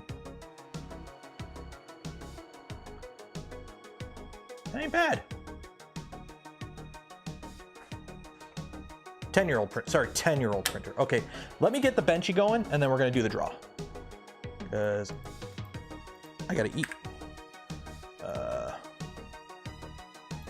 Downloads, 3D Benchy, open, slice, save to disk. Okay, so we're gonna print the Benchy using the exact same settings we just did. Print Benchy. Okay, so we're gonna print the Benchy with the exact same settings we just used. And we're gonna do a giveaway. So if you didn't enter for your chance to win some Polymaker filament, link in the video description, you've got like 10 seconds, which actually means no seconds because there's like a slight delay with the stream. So if you're entering, oh, somebody just entered, so we're gonna close it there. You'll have another chance tomorrow night. So let's copy all that.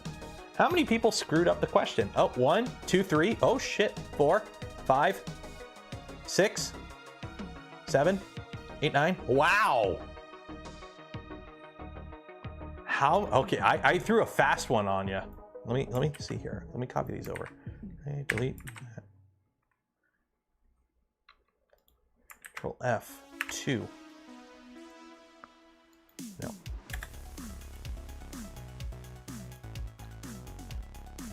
How do I,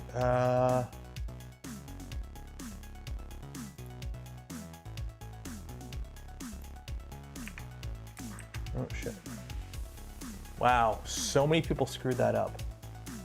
I threw a fast one. Normally, the skill testing question is like 1 + 1 or 1 + 4 or something. I made 1 - 1.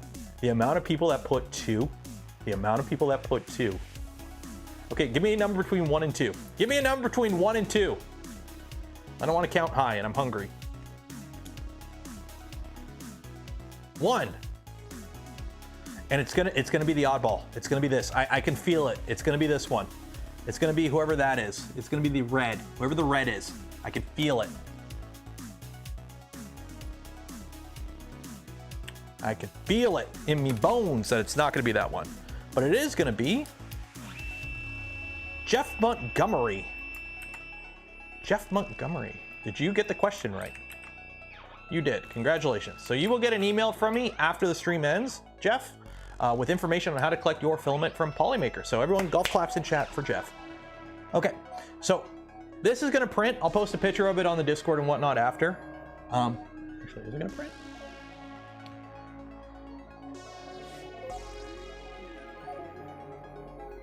Oh, it doesn't have a purge. We need a purge. It's gonna print. I'll post pictures of it after. We're gonna end the stream there. Tomorrow we'll play around with this some more. We'll do the pressure advanced tuning. We'll get an Orca slicer profile set up. We'll do some input shaping, and then we'll play around with it and have a few wobbly pops. So we'll call it there. Shout out to Polymaker for the spool filament we gave away this stream and every stream. Link for them and more in the video description. Affiliate links don't cost you anything extra. Go a long way in supporting the channel. And for those that donate to this channel, became members of the channel or gifted memberships to others, I thank you. I would not be able to do the things I do, create the content I create without your continued support. You make it all possible. So it is Friday. Enjoy your weekend. Be safe out there. Wash your hands. And I will see you tomorrow. Goodbye.